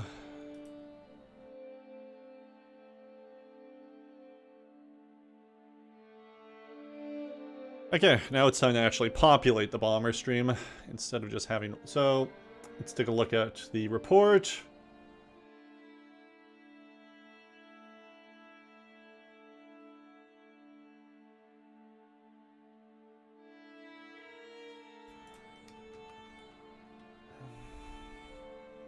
About 75 aircraft, Lancasters of one group, so I'll want...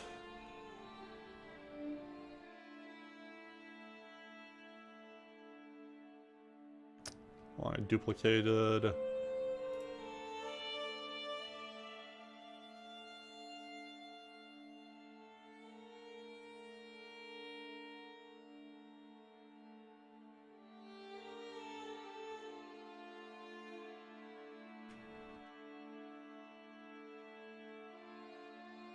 So, 8 Lancasters or so. Spread them out a little bit in between.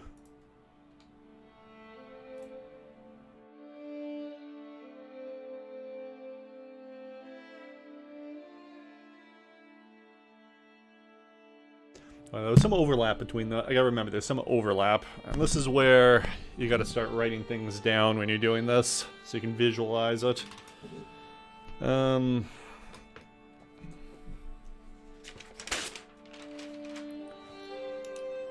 So 2134 to 2134 to 2148 is the first wave.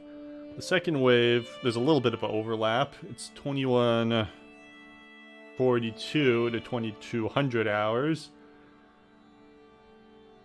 The third group is 2155 to 2210.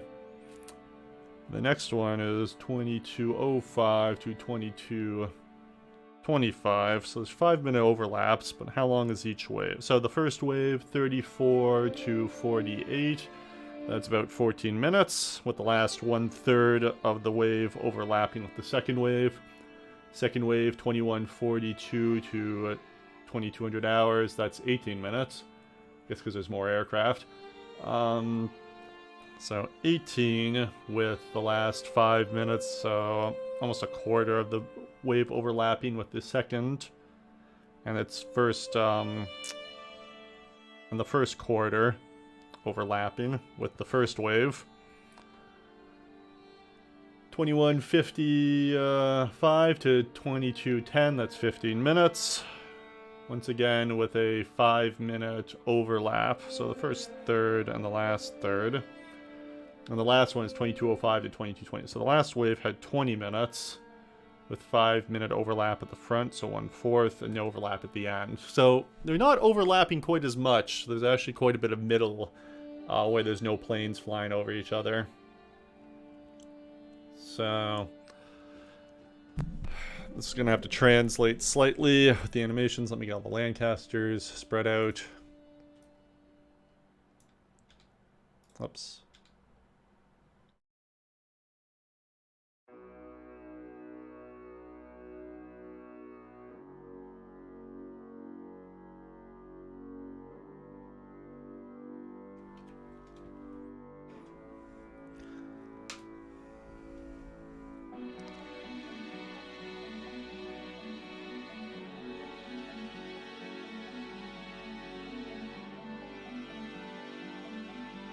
Okay, so the first 1/3 So the Halifaxes are going to be somewhere... The Halifaxes and Wellingtons of the second wave are going to be... I got 1, 2, 3, 4, 5, 6, 7, 8. So somewhere around the third last Lancaster. Somewhere around here is where the second wave's going to begin. Oh yeah, first off, I want to remember the Lancasters are going to be flying at a higher altitude.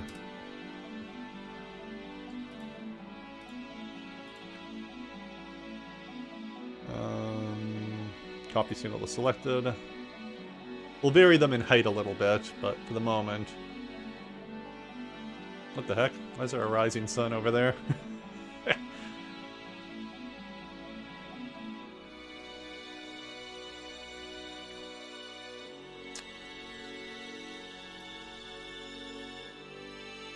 Oh, whoops, once again, I have the wrong screen selected, so... Lancaster's a little higher than the Halifaxes and Wellingtons. And there's going to be an overlap around the last third of the formation, which is roughly there. So we'll have the Halifaxes and Wellingtons flying under that section.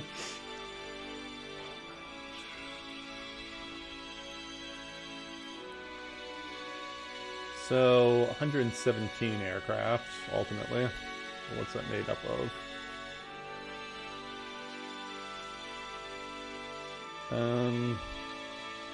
With 6 group and 4 group Wellingtons. So there's going to be 30 Halifaxes, so that'll come out to about 3 Halifaxes.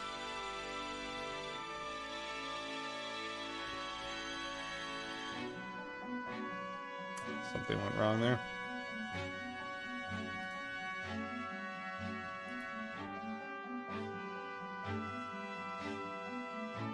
There we go, 3 Halifaxes now. And then, so all of 6 group, there's 28 and 56, 28, 56, and then 4 group Wellingtons. 4 group had 3 Wellington 3s and 43 Wellington 10s. So,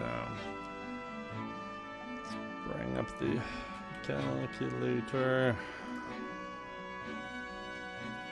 28 plus 56 plus 3 plus 43, that's 130.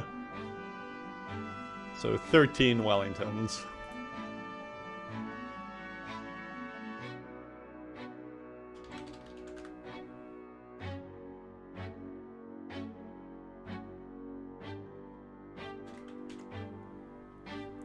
Doing that.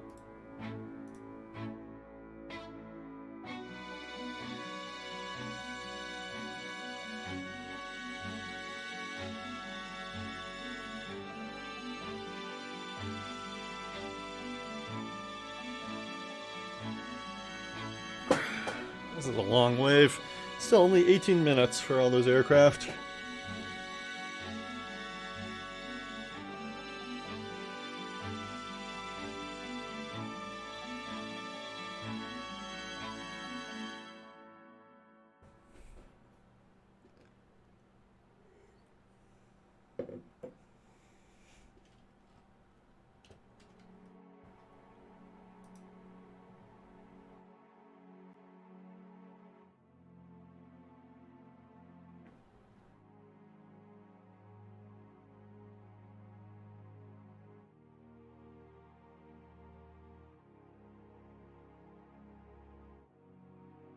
I'll leave the one Halifax there.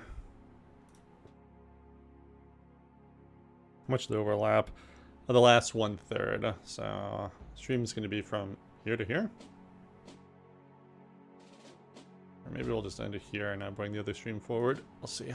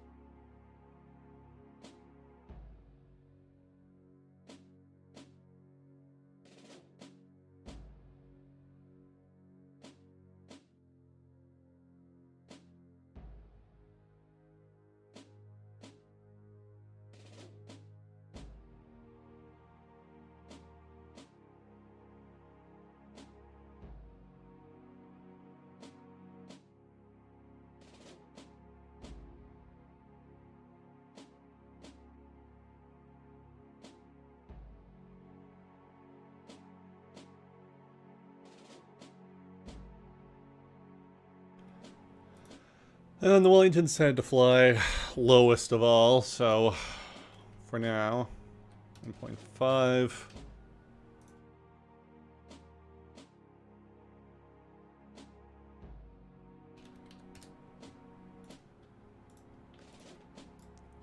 Copy that single to them all, so they're all lower.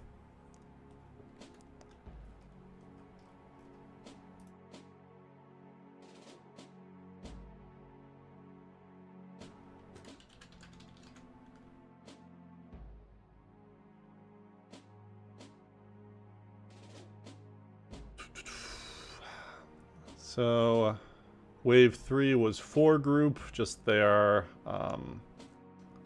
Halifaxes. So there was 79 Halifax Zs and 3 Halifax 2s. And then they had 1 group Wellingtons. More Wellingtons. That is, man, quite a bunch.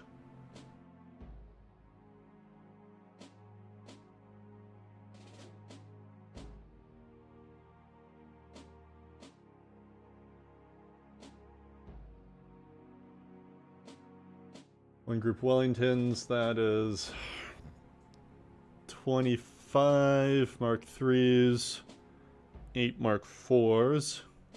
I think the Poles were the only ones flying the Mark 4s, and 10 Mark 10s. So 79 and 3s, 82 Halifaxes, 25, 35, 43 Wellingtons. So 4 Wellingtons and 8 Halifaxes for the animation.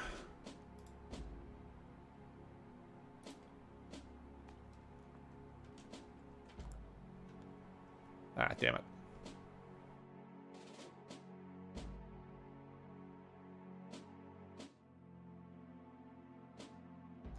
One, two, three, 4, 5, 6, 7, 8.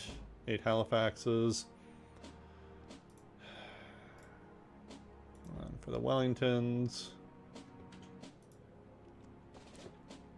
4, 2, 3, 4.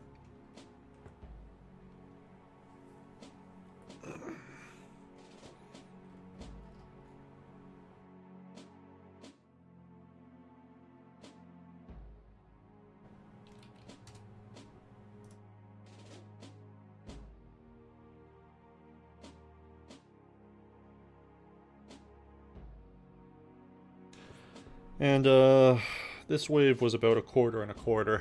They're going to be all jumbled up with the previous raid. I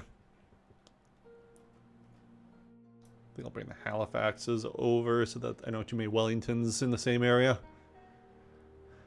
Ultimately, the order of all this is, because each plane was navigating its own way, it's incorrect to be like, there were this many Wellingtons in this area and this many Halifaxes in this area. You just don't actually know.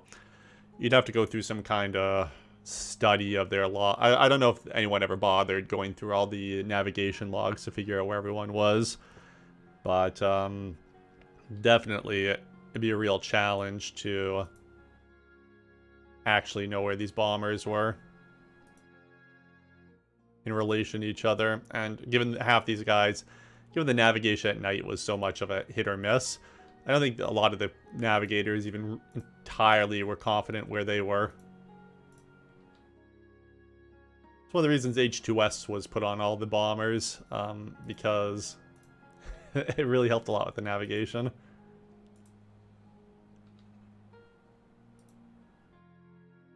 One, two, three, 4, 5, 6, 7, 8.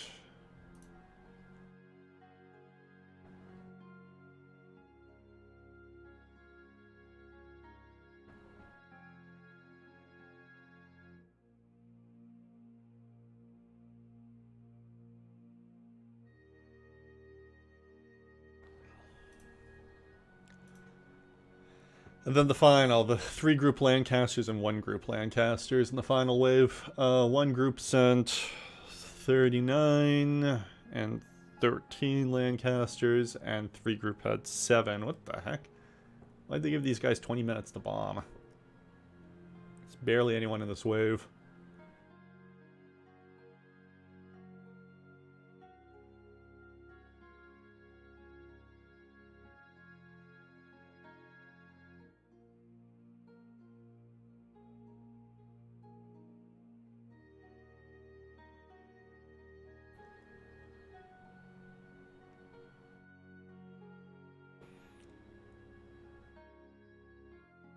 Yeah, 39, 13, and 7. That's not... Why the wave was so spread out at the end.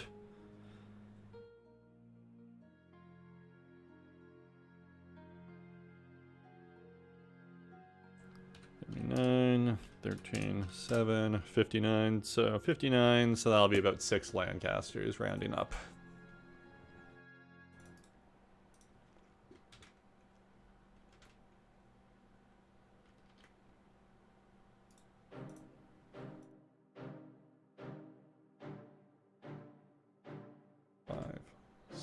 Six Lancasters. It was about...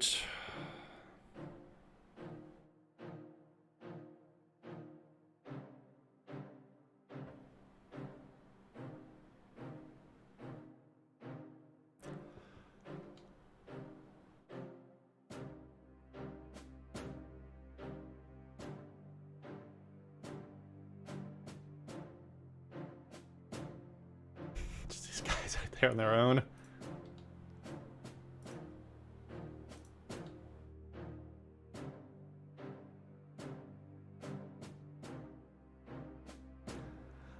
Eevee. I don't know how to use cycles.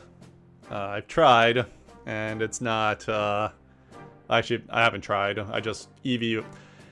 I never really learned Blender. I learned to look at enough YouTube, tutorials to figure out how to make it work, and they were all around Eevee.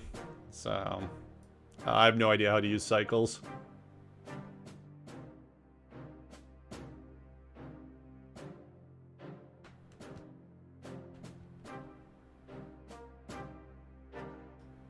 Yeah, it's so weird. I don't know. They used 45 aircraft in a 20-minute window, or they used 60 aircraft in a 20-minute window. That's like 3 aircraft a minute, and they were often aiming for 10. I wonder why they decided to leave the tail end of the bomber stream so dispersed in comparison to the rest of it. Fortunately, there's no answers like that. Okay, that's roughly the layout of the bomber stream for this. I should tighten it up a little bit.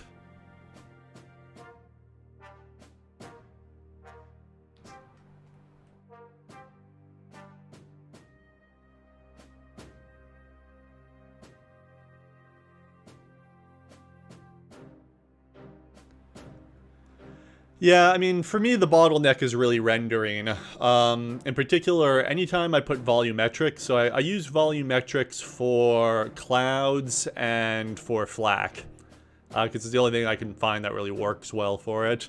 However, it just slows rendering to a crawl. And, like, it's like 40 seconds to render a single frame when you start using volumetrics.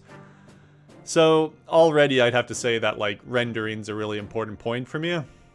But, I don't know, maybe cycles would render better. It's just, Eevee's all I know, and I do appreciate it being good for rendering on the fly. Especially so I can kind of see things like this. But, I mean, I do kind of like, I don't want this to look like terrible, but I kind of committed that I wasn't going to go overboard on the graphics or anything, and I just needed to get enough of the point across. I'm going to want to compress the bomber stream a little bit more for this animation. But still, it's a start.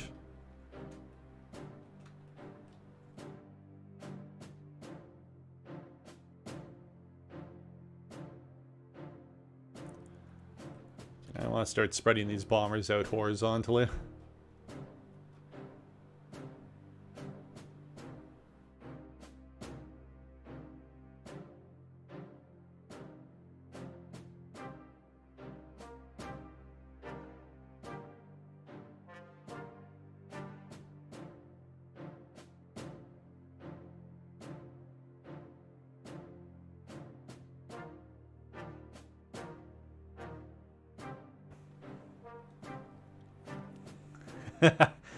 Yeah, I already basically when it comes to rendering this, I already basically just leave the computer on overnight and let it do its thing. So for sure, I already have to suffer through.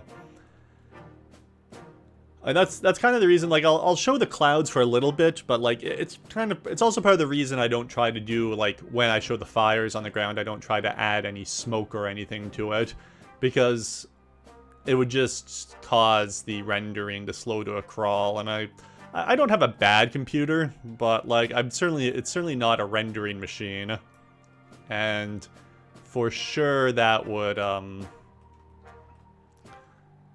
for sure it would give me for sure I would have issues if I made it any slower for myself.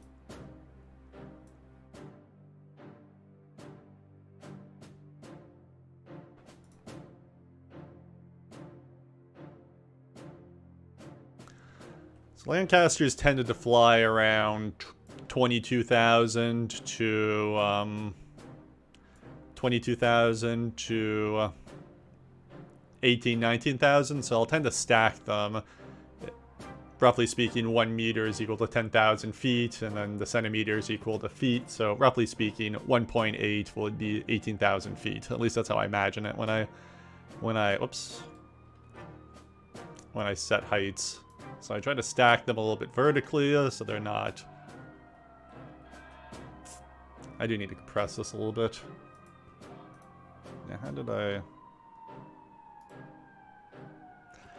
I never remember how to compress them. Or, I think I want to bring the back...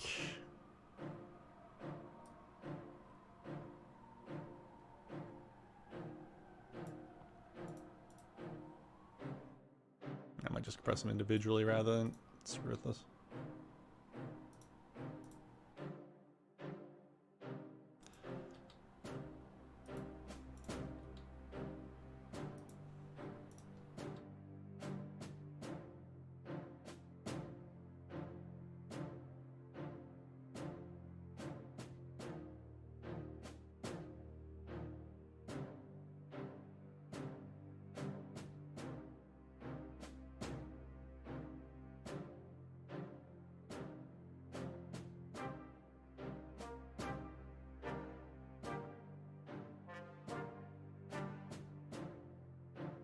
There should be one more Lancaster.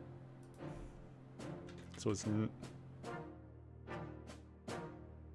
Oops.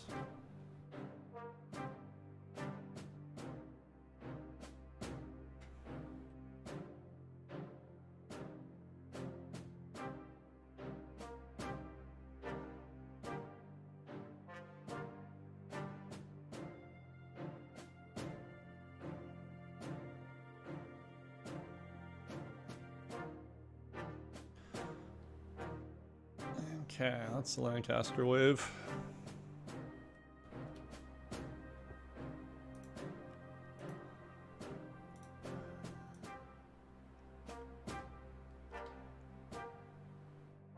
Somewhere around here would the Halifax wave, or the second wave. Put this Halifax at 1.6 so it doesn't clip into any of the guys above him. Put him out there.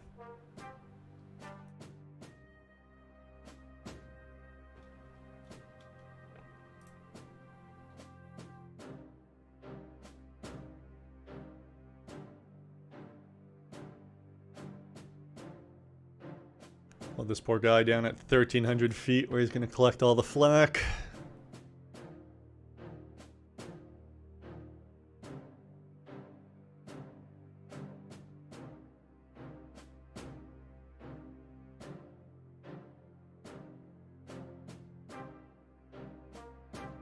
This backwards.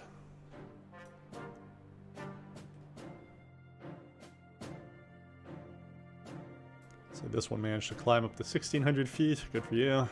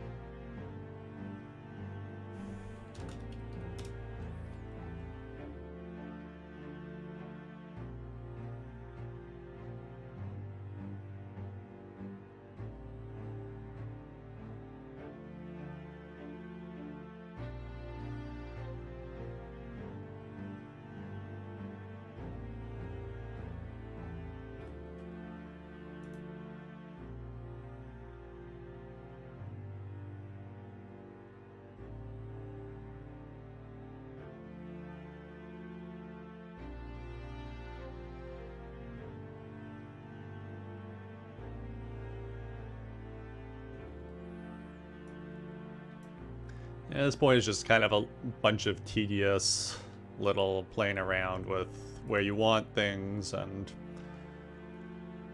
not the most gripping content, but it is part of the time commitment to making these.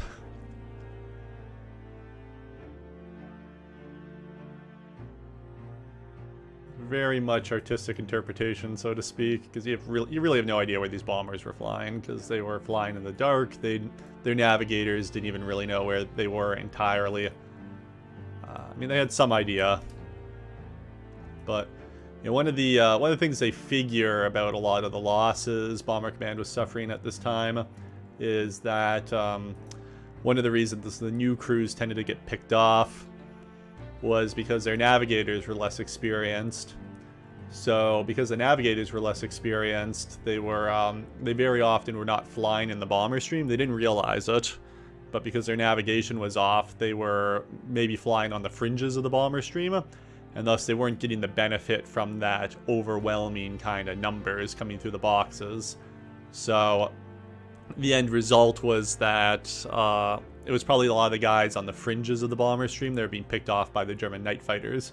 And since that was most likely newer crews whose navigators were more inexperienced, that's why the new crews tended to have such a much higher loss rate. They usually said that if you got through the first 5 missions, your chances of surviving a 30-mission tour often increased dramatically. So it kind of makes sense that newer navigators would make more mistakes, which means the bomber plotting its own way wouldn't be where it was supposed to be, and thus it wouldn't have the benefit of the bomber stream. It'd be easier to track on German radar, and it'd be more likely that those crews would be attacked. So, unfortunately, pretty grim for the, obviously, the crews involved, but it's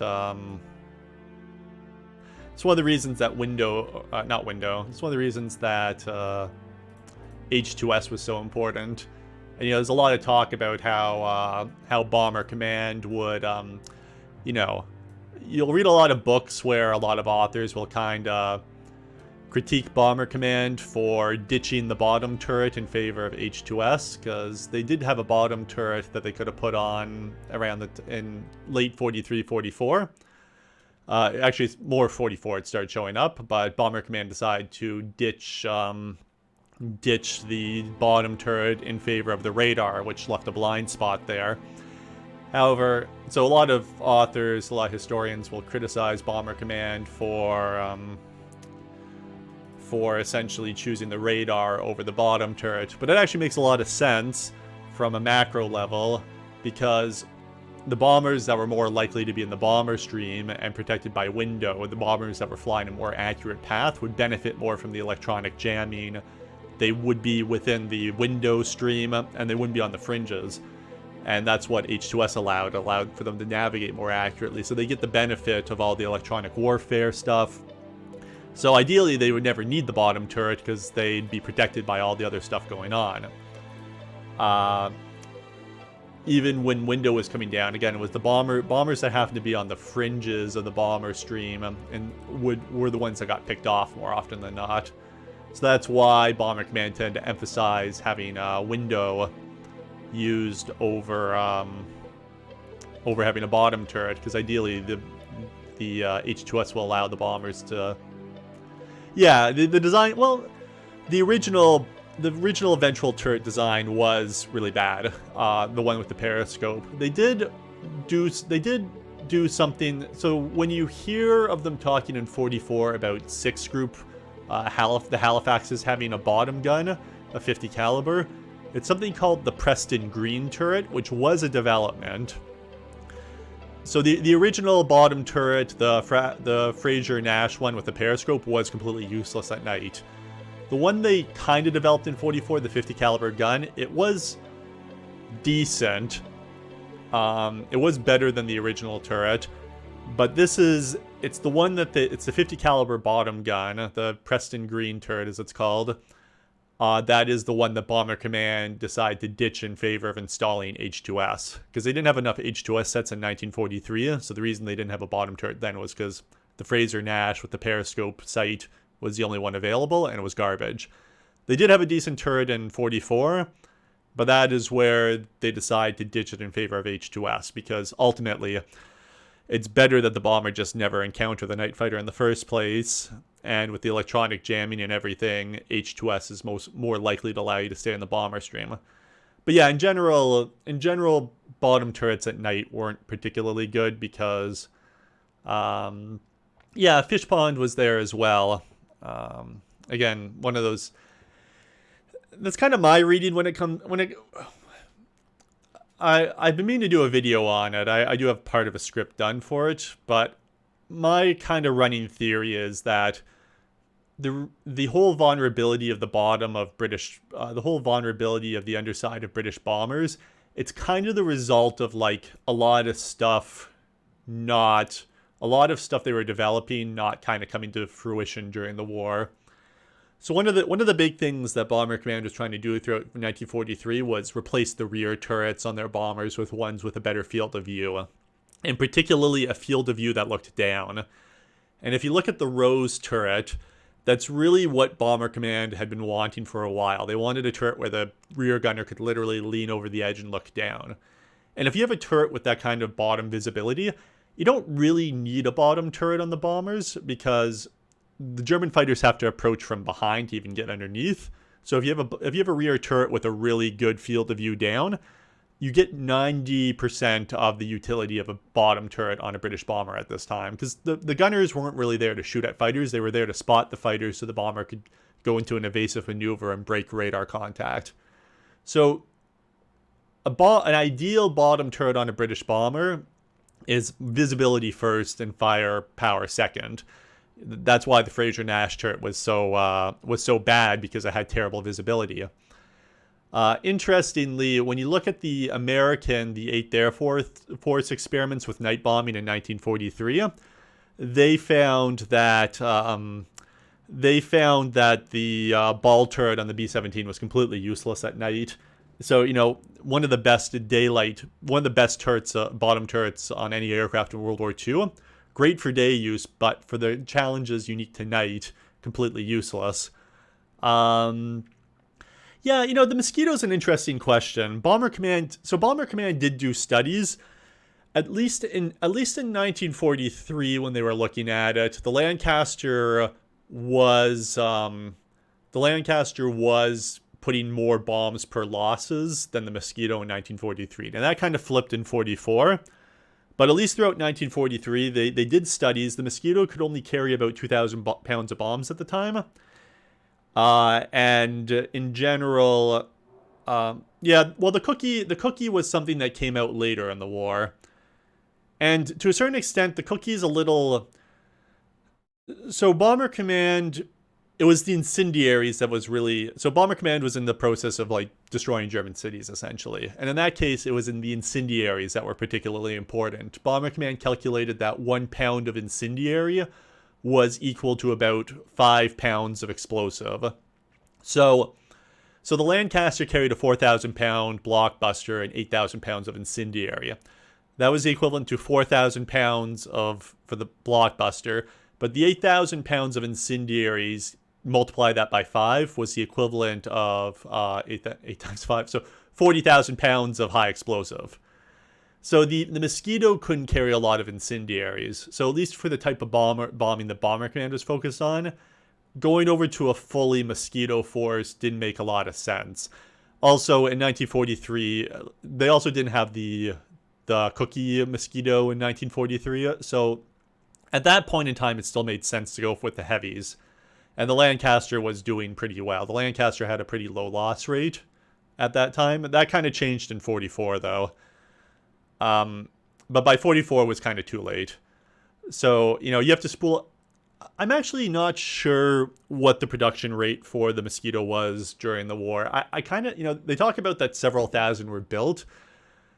But when you look at how few Mosquitoes Bomber Command had, it really did seem like... I think they got their first Mosquitoes in 1942. And, production takes some time to ramp up. I don't know what the production... I don't know if they could have made enough Mosquitoes during the war. They had already had their factories set for the heavies and everything. I think it's one of those things where the Mosquito needed to be in production earlier and a plan in place earlier for it to like ramp up so that they could have had enough.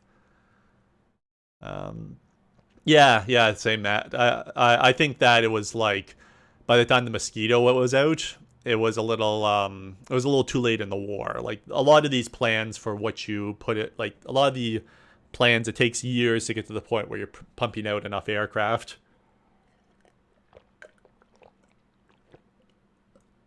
So I would like to see someone who's actually understands the wartime economics, who could actually give a definitive answer on whether they could have produced enough Mosquitoes. Because I do kind of suspect that it might have taken too long to tool up, and to a certain extent, you're committed to decisions that come a couple years previous. So I don't know if they could have made enough Mosquitoes. Um, I know. I know Harris, and especially if you read, I don't remember his name, Dickens. There's it's on my website, and I got it from the Laurier Military Institute, or Laurier Center of Military Studies. They have a manuscript by the head of the Operational Research Section for Bomber Command. And, they thought that the Mosquito wouldn't have been good as a main bomber because you would have needed a lot of pilots. Like, very simply, you would have had to have, like, to match a couple hundred heavy bombers, you would have needed a couple thousand light bombers. And to have, like, the mechanics for all those, because it's 2 engines on each one. They did kind of question whether they could have supported a bomber fleet of that many light bombers.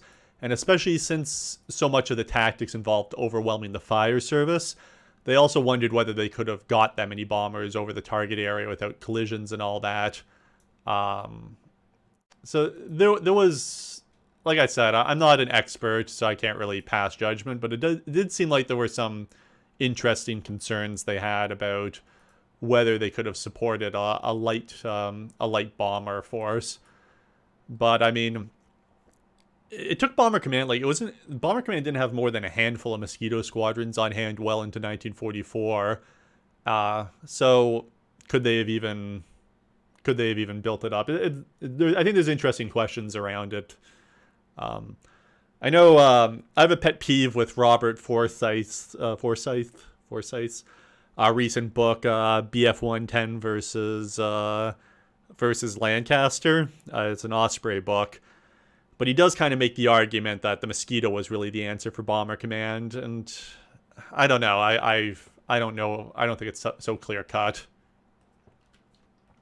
But I mean, I have my opinions, but I don't necessarily have the information I need to actually to, I think, have any kind of an authoritative or any kind of authority on the topic.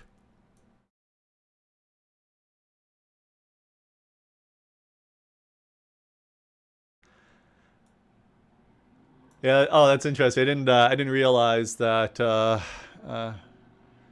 that he had to borrow a Mosquito from a U.S. Air Force unit. But yeah, it did seem like they were in high demand.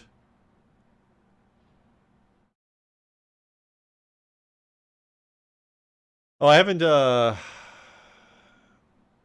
Matt, are you talking about Forsyth, or are you talking about another book? But no, I mean, if you're talking about Forsyth, I have a lot of issues with that Osprey book. In particular, Forsyth he claims a bunch of times that the bomber stream tactic was obsolete after Window came out, and that it was a mistake by Harris to keep sending the bombers in the bomber stream. And, like, it's an odd comment for him to make. Like, he portrays it as just Harris being stubborn, but it's an odd comment for him to make, because if you look at the operational research stuff, they constantly looked at whether keeping the bombers in a bomber stream made sense. And it was very much like, no, all the data supports keeping the bomber stream tactic, even after using Window. So, okay, yeah, no, I don't know what to make of the man himself, the historian. Like I said, I don't like to talk ill of people just because But I have found between his book on the 262 versus the Mustang, the ME262 versus the Mustang, I've done a couple of videos on the 262, and his this Bomber Command one, I'm kind of like, I don't have an overly high opinion of the man and his books, because there's a lot of things in it that I'm like, I don't think the evidence supports what you're saying. But yeah, that Osprey one, I have a lot of issues with a lot of what he talks about. Yeah, it's very similar to Convoys, but like the German, like he talks about, he's like the German ground control interception, the Himmelbelt system was obsolete by once Window happened, and it was a mistake to keep them in the bomber stream, because by having all the bombers concentrated, once they had the free roaming fighters, they could infiltrate the bomber stream and just go to town on all the bombers there. I mean, that sounds good on paper, but the only reason the German guided night fighter system stopped working was because the bombers were flying in the bomber stream and they were dropping Window, and it was the Window that was defeating the system. If the bombers spread out, then Window wouldn't work. Then the Germans' ground control interception system would once again start working. So, I mean, the Germans never got rid of the Himmelbelt system. It just they just utilized it for a different, kind of purpose. But it was always there. The Germans could have always turned it back on anytime. So, they had to stay in the bomber stream. And I think, in particular, one of the things that I feel differently about when it comes to Bomber Command and the tactics is that the idea that when you read a lot of books, the British start dropping Window and the Germans go over to the free roaming fighter, the wild sow and the tame sow, or tame boar and wild boar systems. And, a lot of books are like, oh, Window only had a limited effect, and then the Germans started, the loss rates went up. And actually, if anything, some of the books are like, and if anything, the British using Window was actually ended up being counterproductive, because the German night fighters, they freed them from the boxes, and they allowed a lot of inexperienced pilots to become experienced and rack up the scores, because in this whole box system the Germans had, they could only have one night fighter in a box. And they often put the most experienced guys. So they might have had only like 30 or 40 night fighters up a night. And they'd only put their more experienced guys up. So a lot of the night fighter pilots sat around doing nothing during this phase. And then when the British dropped Window and destroyed that whole system, the Germans would put up 300-400 night fighters. And a lot of those experienced guys who became more experienced became more lethal. So that's you see that argued a lot. But I kind of disagree. Because if you look at what the Germans were planning to do with this system, they were kind of, around the time Window came out, they were on the cusp of essentially getting 2 or even 3 fighters in one of these boxes. It was a system that involved a Y transmission series, a system. So, the Germans at this point are inflicting 4 or 5% losses on Bomber Command, which is about the maximum sustainable, with 1 night fighter in each box. Well, around July, the Germans are starting to get 2 and even 3 fighters in these boxes using this new system. So imagine if that had played out. Instead, the British introduce Window. It knocks out the whole German system. And yes, the Germans' night fighters recover, but they recover back to a point of about 4 or 5% using 300 fighters. Whereas at this point in time, with the ground control system, the Germans are inflicting 4 or 5% losses with only 30 or 40 night fighters up in a night. So... yeah, no, and like, if the Window hadn't been deployed, the German night fighter system was on the cusp of really becoming very deadly, because they would have had 3 or 4 fighters in these boxes instead of 1. And also SN2 radar, the radar that they used in late 44, that was going to come online regardless. And if you read some of the stuff that Cam Hooper was going to do, he was going to have a system of both ground control interception, so using these boxes, and freelance night fighters using the new radar. Because the radar the Germans are using in early 43 on the night fighters, it has a really narrow detection radius on the front. So Cam Hooper and the British as well, they believed that the Germans essentially couldn't do freelance night fighters at this point, because the detection radius on the nose of the night fighters was just too narrow. But Cam Huber had wanted once the SN2 with its wider and longer range. He was gonna, at least he claims after the war, he was gonna introduce freelance night fighters into this whole system in mid to late 43. So like, I'm honestly kind of the opinion that the Germans were essentially on the cusp in mid 43 of really upping the lethality of their night fighter system, and they would have pushed Bomber Command into unsustainable losses because they would have had 3 or 4 night fighters in a box, and they would have had freelance radar equipped night fighters in the mix as well, and that would have just been a disaster. However, when the British destroyed the system using Window, they lost the entire ground control, so there was no more 3 or 4 fighters in these boxes being guided to the bomber stream. It's just down to, all they had left was the freelance night fighters, and that alone was good enough to inflict 3, 4, 5% losses, and ultimately the Nuremberg raid. So, I very much disagree with a lot of some of the books which seem to imply that Window didn't have much of an effect, or it was counterproductive because it allowed the night fighters to be freed from the boxes, because that was actually a big blow. At least that's my opinion. So I think if they hadn't used Window, things would have got really nasty for the bombers, for sure.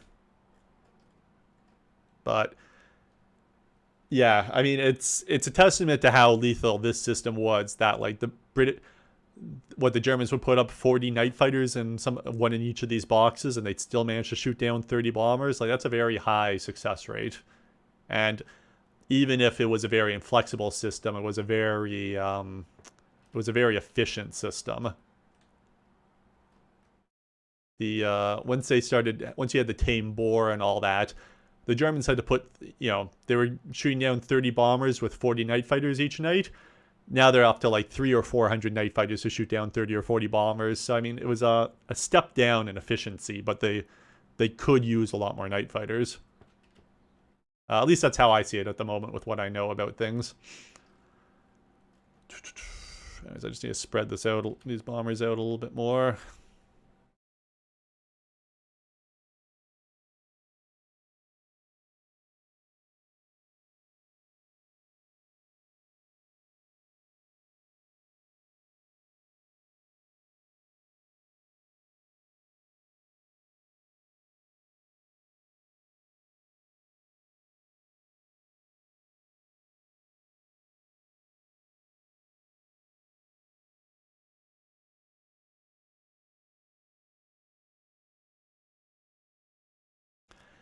I mean, this kind of one of the reasons I want to make this series, showing all this, is I've always thought that, like, because there's not a lot of great visual representations of everything, it's kind of hard to understand the challenges and everything involved, and the tactics and all that, and why things were done a certain way. And I kind of wanted to be like, well, no, this is kind of how everything worked, and this is why they were doing things the way they did. I do think, like, because Bomber Command was just bombing cities, and it's kind of, the night bombing's kind of portrayed as almost like, there wasn't a lot of thinking involved, and it was decidedly low tech, and no, it was actually a surprisingly high tech bombing campaign. It's just the challenges were so much greater that it's kind of hard to see the challenges involved. But also, there was a lot of really smart people looking at all this and trying to figure things out and how to do things.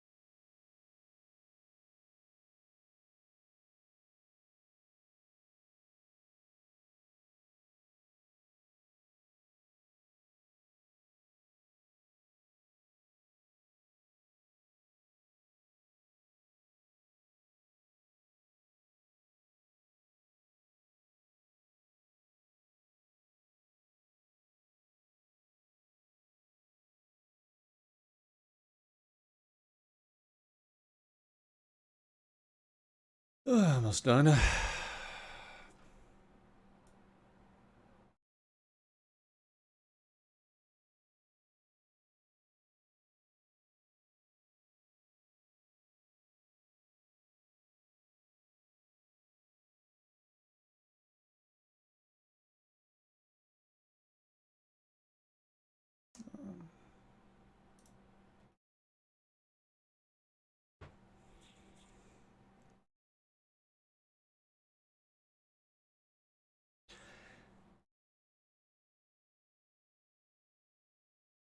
You know, it's I'll start with Ernald there. Yeah, no, the unfortunately well, not unfortunately, but I mean, the Night Intruder stuff's really interesting. I actually don't know too much about it. I do have to admit, I'm not that knowledgeable about the early war bombing stuff, but yeah, the German intruder stuff is particularly fascinating. It does sound like they were pretty successful at it. I do wonder though, like it's often portrayed as a mistake.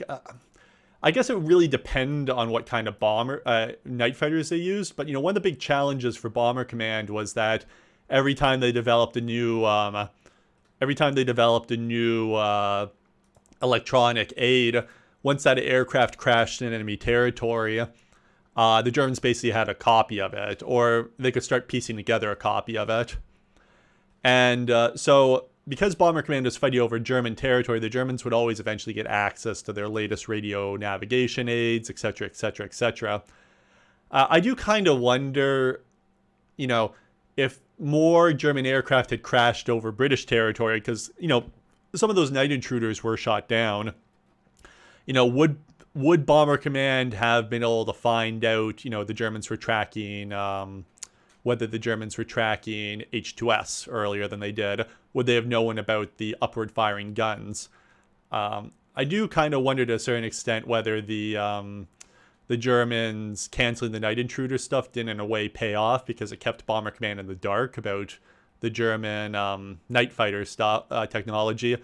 However, you know, the Germans could have countered that just by not sending those aircraft over England. So it is an interesting question, though. I do kind of wonder if them canceling the night intruder stuff, was that actually a mistake? To a certain extent, it would have depended on what aircraft they had sent over England and whether they lost technology or pilots captured who were interrogated. But no, it definitely is an area that I don't know much about, and but I know it did actually claim a pretty substantial number of British bombers over the Isles. So I don't like what this kind of looks like. They just float there. It's kind of, see that one bomber, it's like the Wellington just stops. It's because of the where I have it on the track. You know, I should bring him over a little bit, so bring him over here. He won't look like that. Looks a little better. Oh yeah, Matt. Yeah, no, I've always thought that the Bomber Command stuff's a very misunderstood campaign. That's kind of the genesis for this series. In large part because I honestly could never picture what it looked like. It was I'd read quite a bit number of books about the Bomber campaign, but I always found it difficult to know just what the hell was actually going on. Because you can read, you know, a picture's worth 1,000 words. So you read about night fighter boxes, and you read about night fighter boxes and the Cam Hooper line, but you're like, well, what the heck did that all look like? And I'm very fortunate I found what I did. Like the map that this map's based off, I found it was a gentleman from the Netherlands actually who used to have a German night fighter website. So he had like and he eventually closed down the website and sold everything. But there was a legacy image from his website that I found that had the map. And I reached out and he reached back. He's a retired military man, a Dutch military man from the Netherlands who used to be in charge of some of NATO's radar stuff during NATO. I don't remember the details. Some of NATO's radar installations, or he might have been in charge of the air defense over the Netherlands during the Cold War. But so, a hell of a man. Rene was his name, and so to a certain extent, I very much owe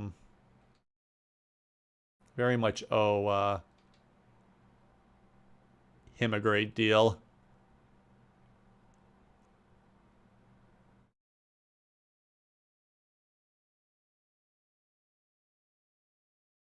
Yeah, to a certain extent, I'm still not entirely sure what my opinion of Harris is, but in part because I've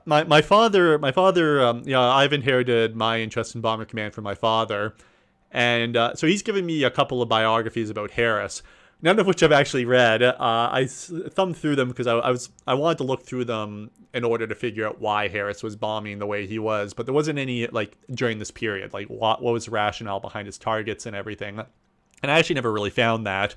So I've put it off to the side because it's not required reading for what I'm entirely talking about right now. But I kind of got this sense that the Harris biographies tend to be more, Harris is a controversial man, so I think the biographies tend to be more generous to him, whereas in the general history stuff, you tend to find more criticism. So like Forsyth and BF 110 versus Lancaster, the Osprey book, he's very critical of Harris. So in a weird way, because I've been reading more general histories, I feel like I've encountered a lot more of critiques of Harris than people being, so to speak, kind to him. But so I feel like I've gotten a lot more of the negatives about Harris. But as I've gotten through making these videos and the research, I've increasingly found that a lot of the criticisms made of him don't seem to match with the evidence I'm finding. For example, Forsyth criticizing him for using the bomber stream tactic, even though, and blaming Harris for just being too stubborn to change tactics, even though it obviously wasn't working. And then you read the operational research analysis manuscript written after the war, and they're like, no, we looked constantly at whether the bomber stream tactic made sense, and, the empirical data showed that. So it wasn't Harris's opinion. It was the civilian scientists, the statisticians looking at everything. So it was actually a very well-informed decision to keep the bomber stream tactic going. The point is, like, the more I've read, I've just found that a lot of the criticisms that I see about Harris, the more I delve into the documents, the more unfounded they seem. So in a weird way, even though I'm not sure what my opinion of Harris is, because I see all the critiques about Harris being essentially not seeming to be accurate, it's in a weird way causing me to develop a very positive view of him, like by process of elimination almost. But yeah, on the whole, I do think, I'm sure there's valid criticisms of Harris, but I found a lot of the stuff I've read has just been, a lot of the criticisms I've read have just, I don't know. I do think Harris was a lot more capable of a commander than a lot of his critics give him credit for, and I think a lot of their criticisms are just based off them not having seen the right sources, because I very much think history is about, what sources do you have on hand, and something might look like it makes no sense until you get those documents, and if they're not available because they're in an archive somewhere, that could all really influence how a historian sees something. So I try not to be hard on historians because I know the difficulty, but I do find that a lot of the critiques I've seen written about Harris, just when going through the documents I have, I'm just like, this author is not making this argument from a place of being very well informed, in my opinion. Yeah, I know, it's pretty amazing that they never gave Harris access to Ultra. I've actually seen, there's one book that I've read part of the way through, or at least sections of, called, I think it's like Kept in the Dark is what it's called. It's about Bomber Command. And yeah, it's, I think the author makes the argument that, like, one of the things about Harris, like, Harris wasn't from the class perspective in England, the author makes it, it's interesting that for example, was it the Cambridge Five, who were Cambridge graduates who were essentially secretly Soviet agents? Cambridge Five knew about Ultra, but Harris, the man in charge of Bomber Command, didn't. And I think he almost makes the argument that, like, the Cambridge Five were the upper crust of British society, whereas Harris was he came from a lower rung. Like Harris in the First World War started as a private walking through the desert, right? And he worked his way up to eventually Chief of Bomber Command. So I think he makes some claims that there was essentially a bit of prejudice against Harris when it comes to some of the stuff. And that was part of the reason he might have not gotten his hands on Ultra, which is an interesting argument. I don't know enough to comment on it. But it is amazing that Harris didn't know about Ultra. Yeah, Harris, in hindsight, he was right about a lot of things. I don't know if always for the right reason. Like, he was right that ball bearings was, like, a useless target. Like, the Air Ministry was trying to force his hand to bomb ball bearing targets in late 43 and early 44, particularly the Schweinfurt raid. And he was, with hindsight, he was right about arguing that ball bearings basically, like, Penica or Panacea, I don't remember what the word is. But he was right that bombing ball bearings wouldn't have mattered, because we know that in hindsight. On the other hand, like, based off the evidence they had, it did look like ball bearings was a worthwhile target. So it's hard to know. Like, a lot of Harris being stubborn on certain targets other than oil, and even then, yeah, it's hard to know. I got into an argument with Spartacus from the World War II channel. We got in a long debate about whether Harris followed point blank. And Spartacus was basing a lot of his stuff off Overy's recent book. And Spartacus was essentially arguing that Harris essentially outright rejected following point blank, which is essentially bombing the German aircraft industry.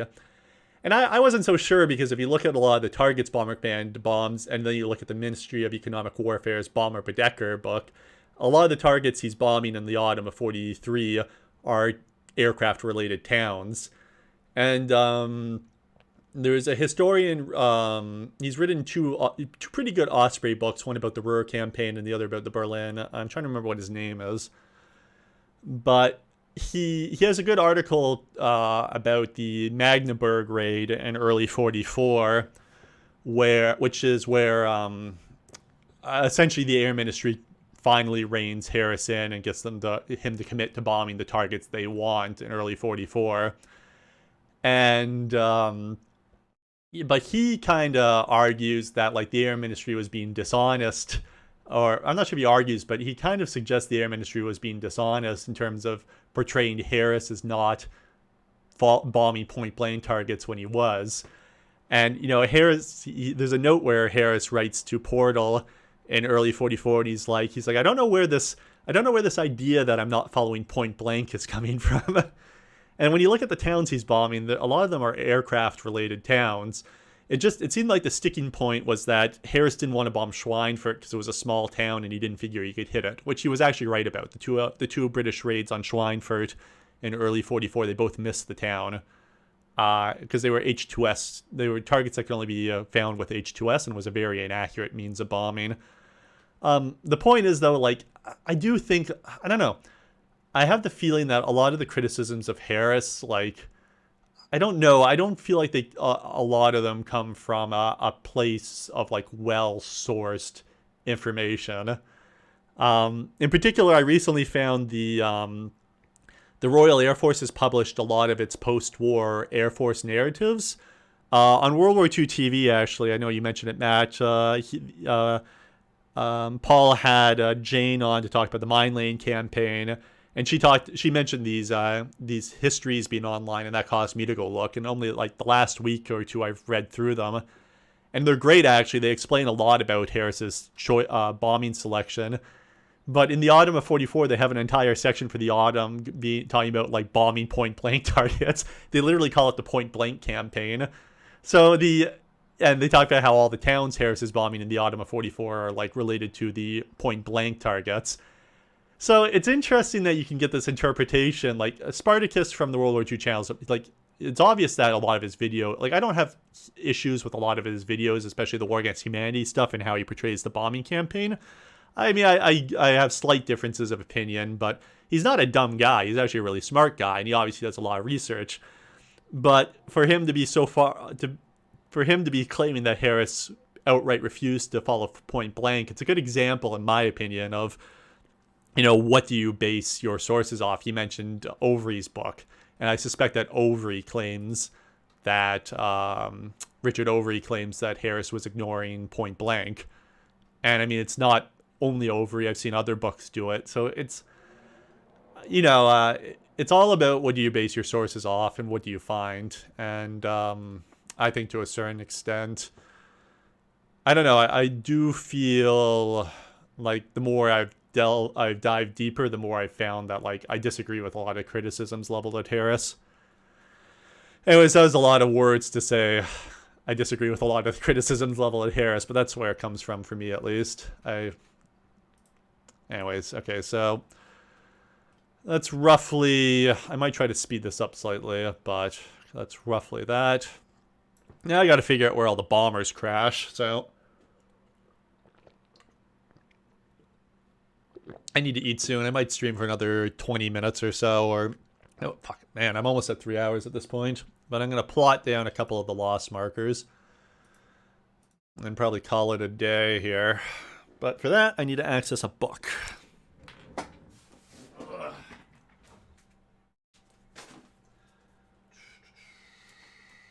No, not that one. Where is it?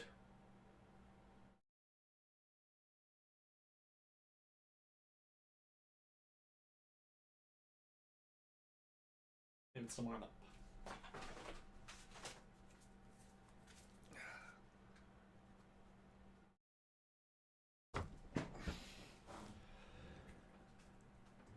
Yeah, so one of the most important sources I have is this series called I don't know, Noctiog. Here's my pronunciation. I gotta remember how to say that word. But it's Theo Boden's books, recent books from the Combat Archive, which is about the German night fighters. And one of the things he does is he tracks all the losses to night fighters and roughly where they crash. So I can use this book and basically find the locations, and then I'll plot them on the map. So yeah, I'll plot a couple and then I'll call it quits.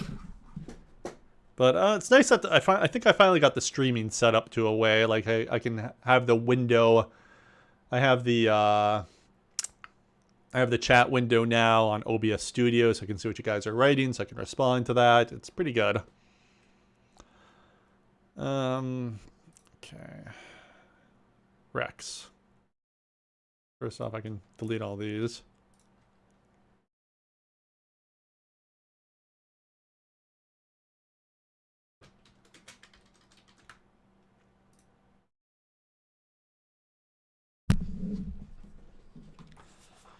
Okay.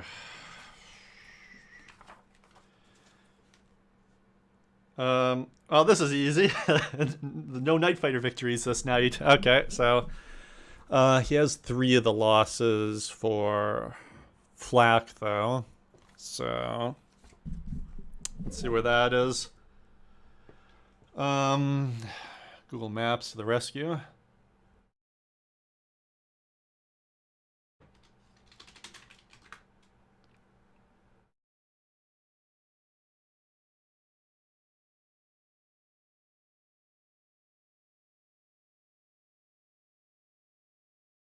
Yeah, thanks for coming by, Matt.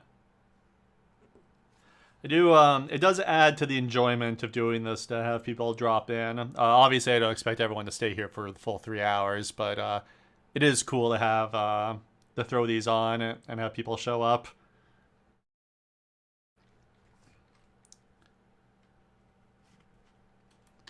JSSELMEER.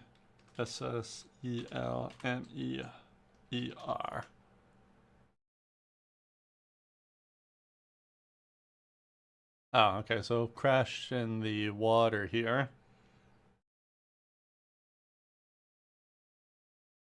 Southwest of Workham.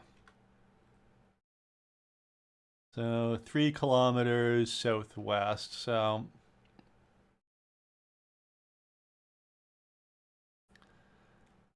one of the aircraft essentially to have both these up simultaneously if I'm going to do this. And this is actually kind of where, so Warcombe's right here. So one of the aircraft is shot down by flak and crashes there.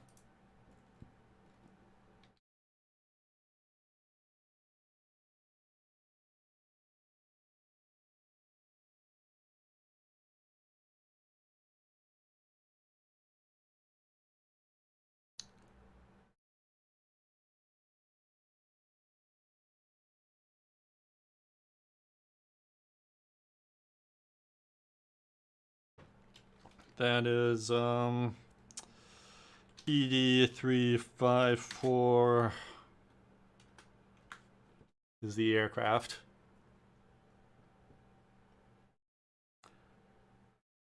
Okay, I think I just, yeah. Oh yeah, and the time. It was shot down at 2150. I know where roughly to put that on in the animation. Next loss is W7931, which is a Halifax. Shot down at 2200. And it is abandoned by the crew. Crashes at... And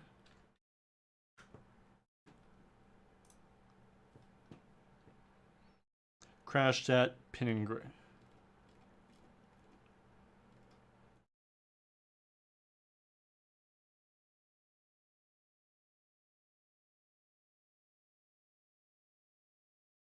So it crashed during the leg coming down from this direction.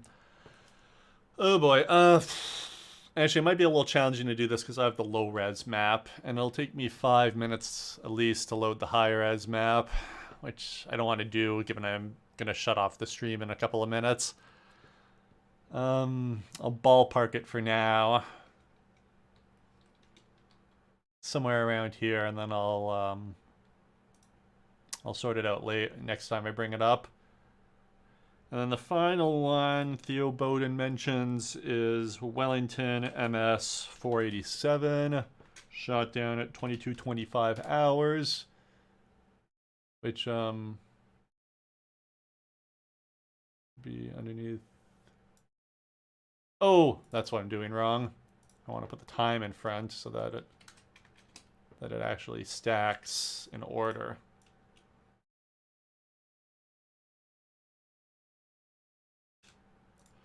$22.25. Yeah, there we go. Now it's in order, chronological order. 2150, 2200, 2225.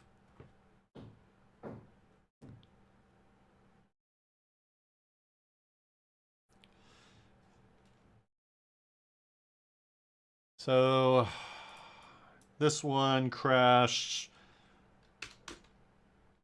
Horse land.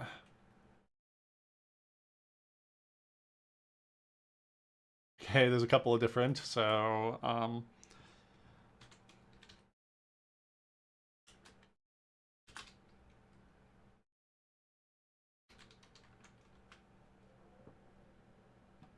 Horseland, so right around here.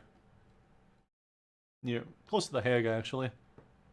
Which was roughly where the bombers were exfiltrating. Oh no, actually he's a little bit off. The Hague's down here. Well, roughly speaking, there's the Hague. So the bomber crashed roughly here, the last one.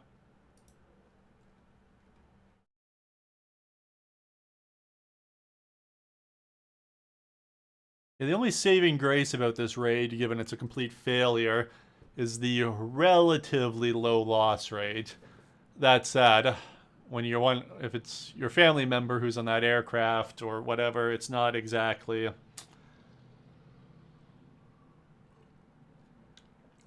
small comfort to be like, the loss rate's low. How many aircraft, though, did they lose? That covers 3 of them. There is still, though, it's definitely more.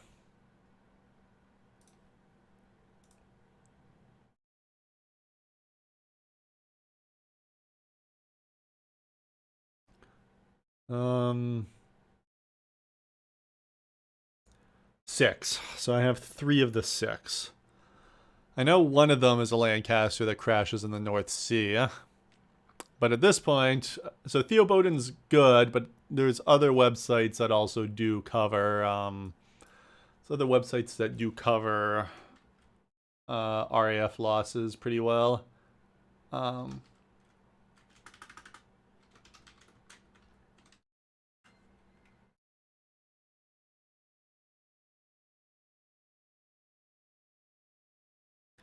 And the website Royal Air Force Commands is pretty good for finding those losses that Theo doesn't cover.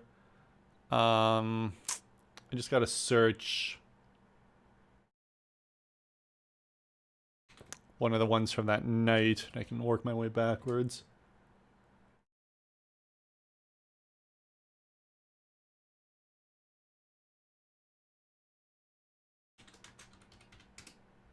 How do I search this again?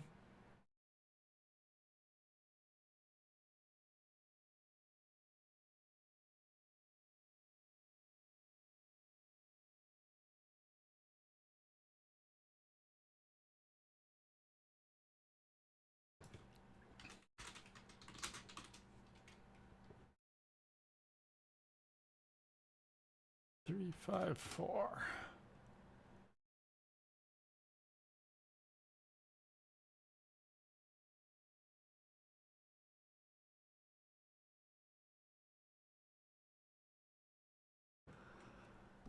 Okay, these are all the losses according to this website on this day.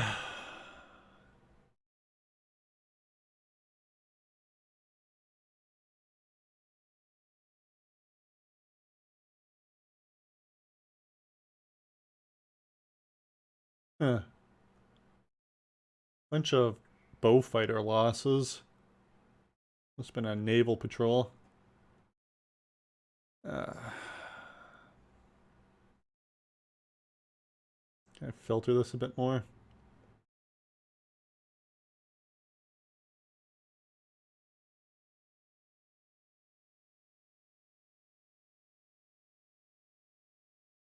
Guess that's right.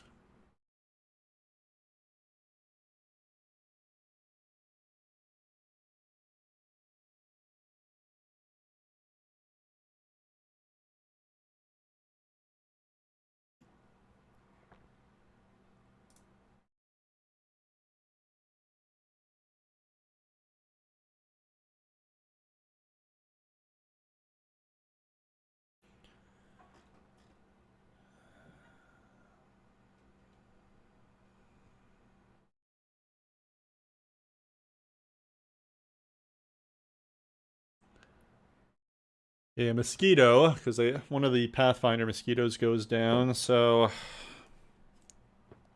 what am I looking at?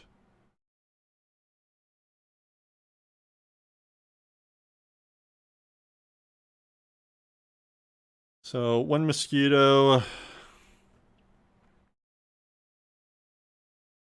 one Lancaster, one Halifax, 2 Wellingtons, 3 Wellingtons. So Mosquito, Lancaster, Halifax, Wellington. And so I have the Lancaster and I have the Halifax. So and I have one of the Mosquitoes. So I need to find 2 more Wellingtons and 2 more Wellingtons and 1 Mosquito.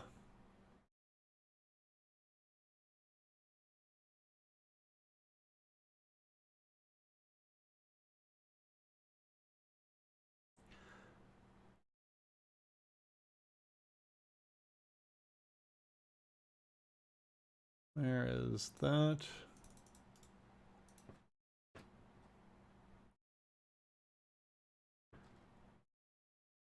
The Mosquito ditched It was believed that it went down somewhere around there.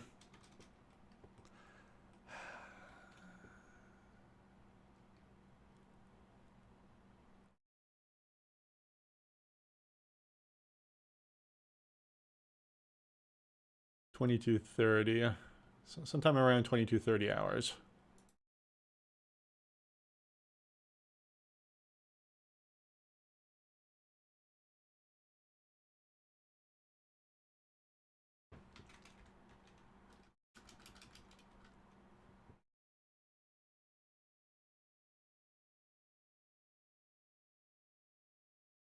DK. Mosquito DK318.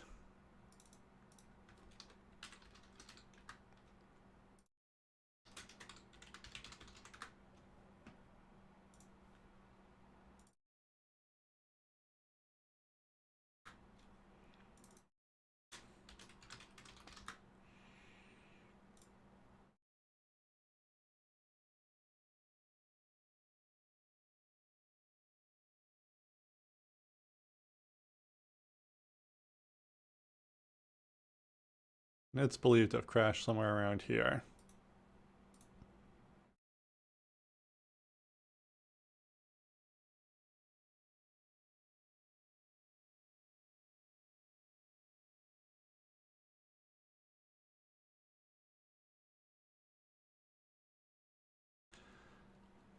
Huh.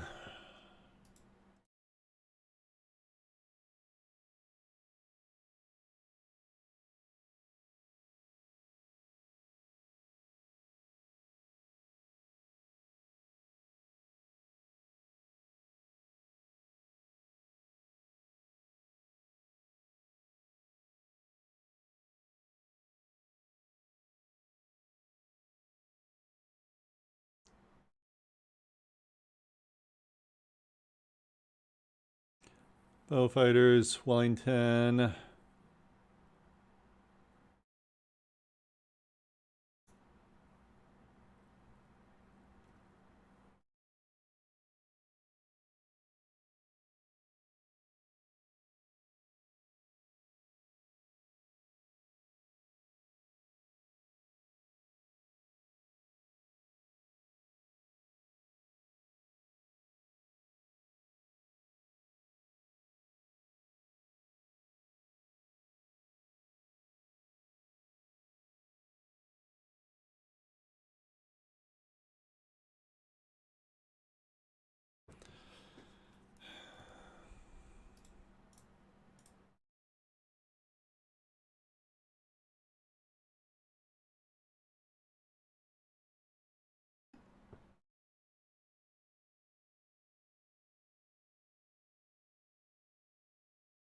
Poor Sergeant Hall.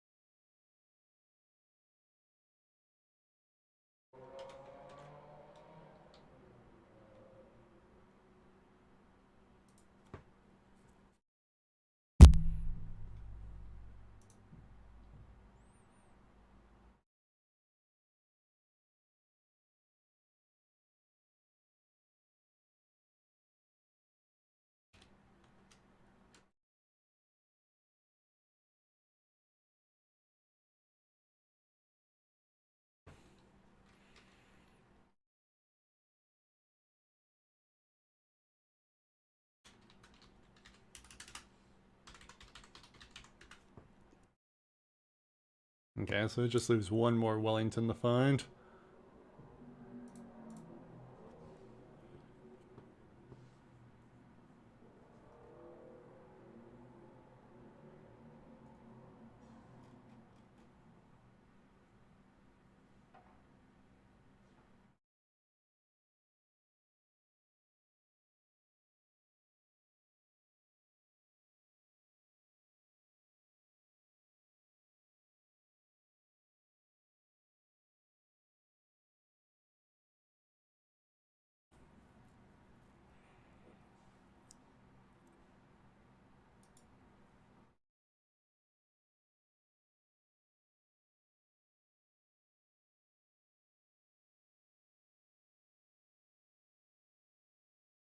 That's gonna be, yeah.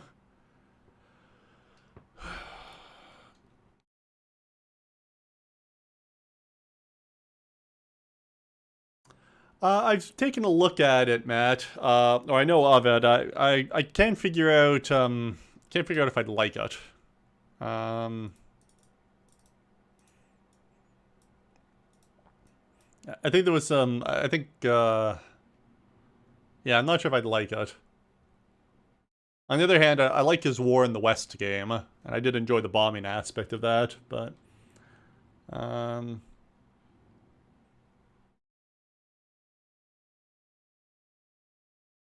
I don't know. Currently, my current time vampire is the Great War Western Front. That's scratching my World War One itch right now. Actually, playing that, and I dusted off a couple of my World War One history, campaign history books to start reading through that. So I'm kind of in a World War One um, craze right now. That said, as much as I like the game, it does have some flaws. I hope they do a little better with it. Or maybe not so much flaws, but given that I've read quite a bit about World War One, I already kind of know that like overwhelming artillery is the answer to everything, and in particular, just suppressing the heck out of the trenches. And so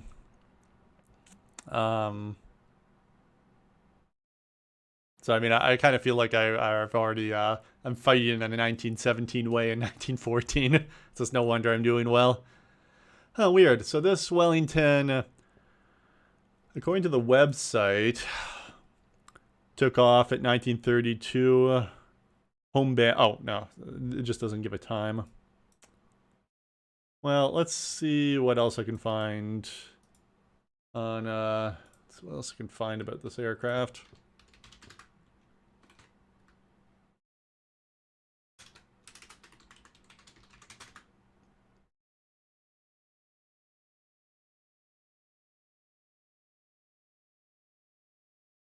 Yeah, I like Ultimate General Civil War as well is pretty good.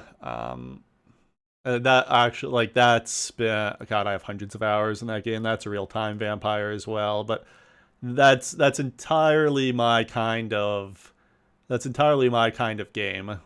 Civil War, where it's like you Ultimate General Civil War, where you start from a low level, you gain resources, you build up an army. It's definitely a very it very much appeals to to my taste in games, and just having that micromanaging ability. Um, what time? So they left at 1932. What time did they crash at though? Kind of makes it difficult. I might just have to guess.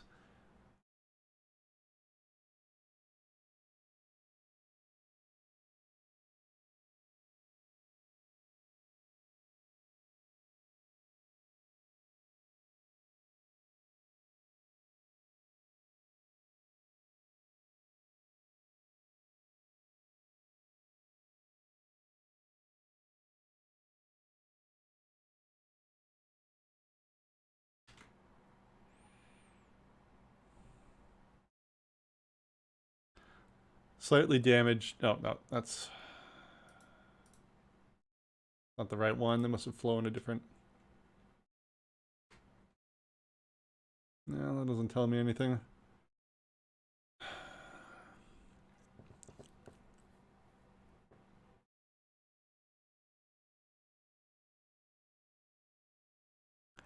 Well, hit by marine flak.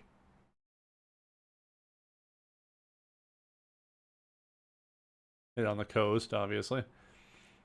Oh, when did it crash?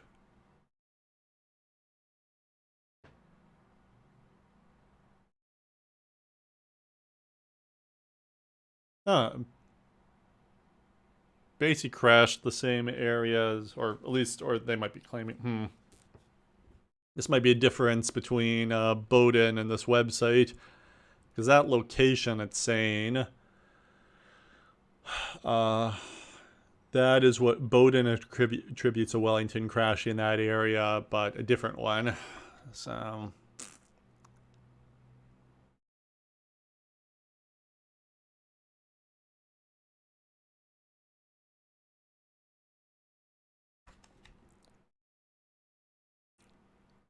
yeah.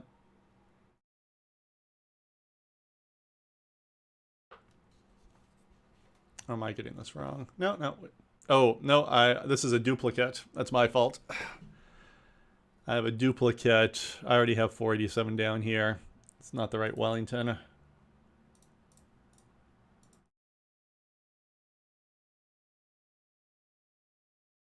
Um,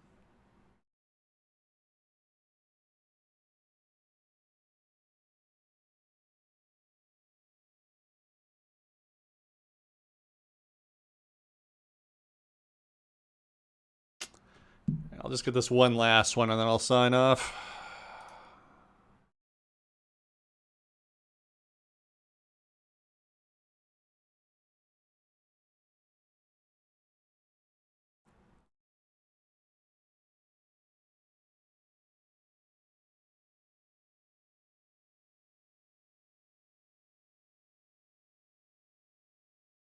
Mosquito.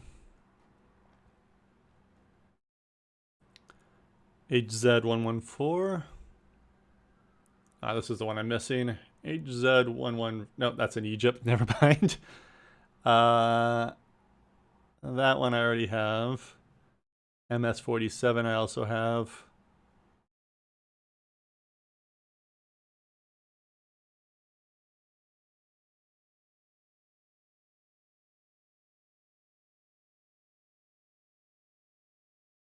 Huh.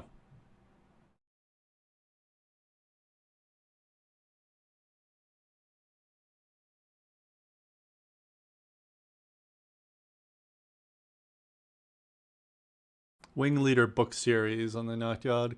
I mean, I have Theo Bowden's recent books, which is one of my major sources. I haven't heard of the one you're talking about. I'll have to take a look at it afterwards.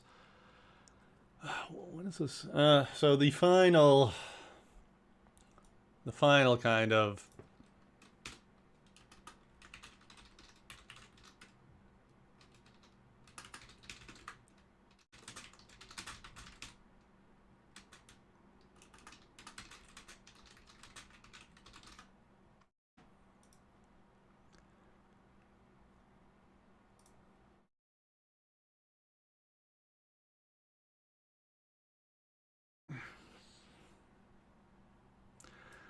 So one of the sources I have for that I have on my website is this. This is where I get those bombing raid reports from. This is what I base a lot of my stuff off, and I'm in communication with the person in charge of this website, so he sent me higher quality. But the last stop to try to figure out what the aircraft numbers were for the aircraft that were lost is the actual going through the cards. A little time consuming. 43 March. I should be able to find what that number was for the aircraft lost. It'll be on this card somewhere at the back. How do I get the... there we go. Probably somewhere around page 50. 27th. No.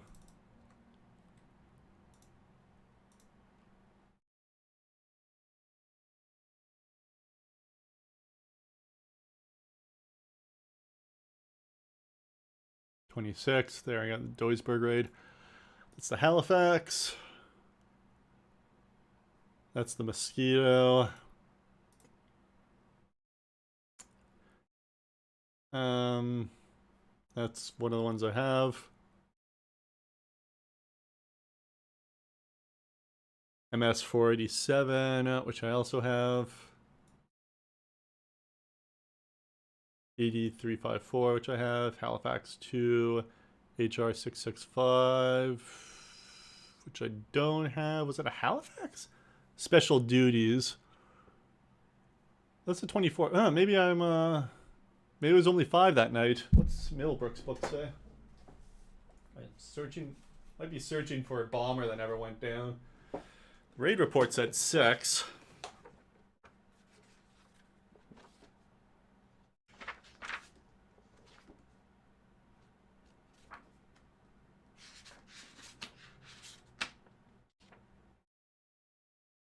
No, well, Middlebrook says 3 Wellingtons as well. Apparently there were 3 Wellington losses, but I can't find anything about this 3rd Wellington.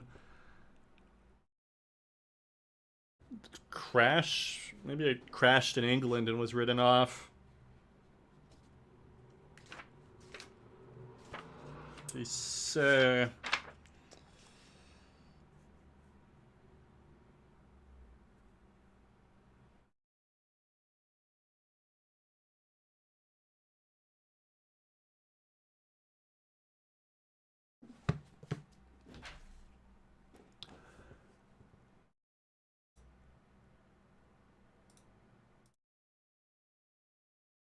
Is the 23rd, 24th, 26th Lancaster, 26th Wellington, which this is one I have.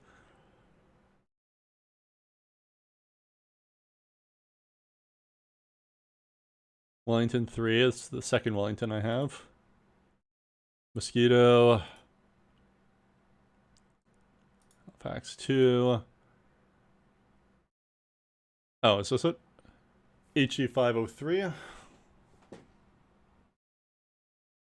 Yeah, see you, Matt.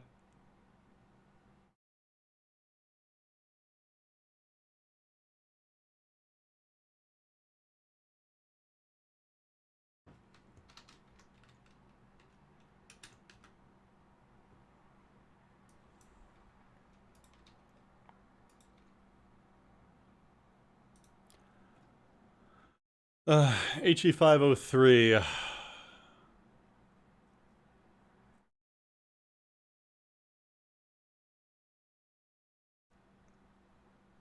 Crash in the Baltic Sea. Wow, really off track.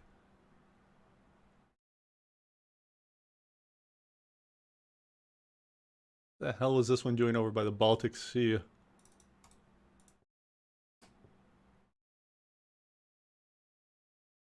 Making for... You won't even fly that far. You're coming in from here and you're going down. Like, that's a farther... It's a way farther journey. It's weird. Is it accurate?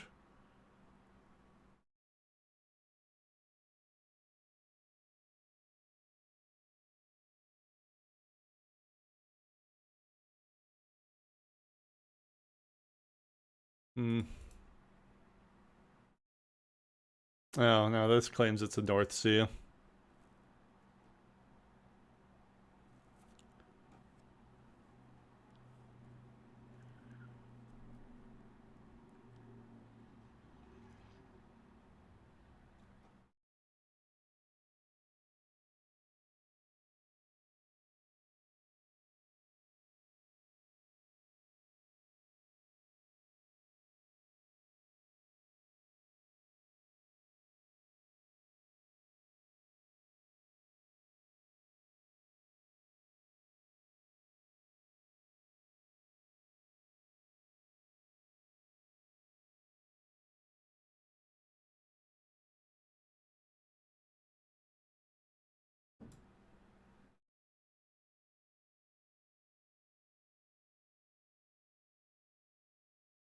Unfortunately, not enough information to really plot where this Wellington and its crew went down.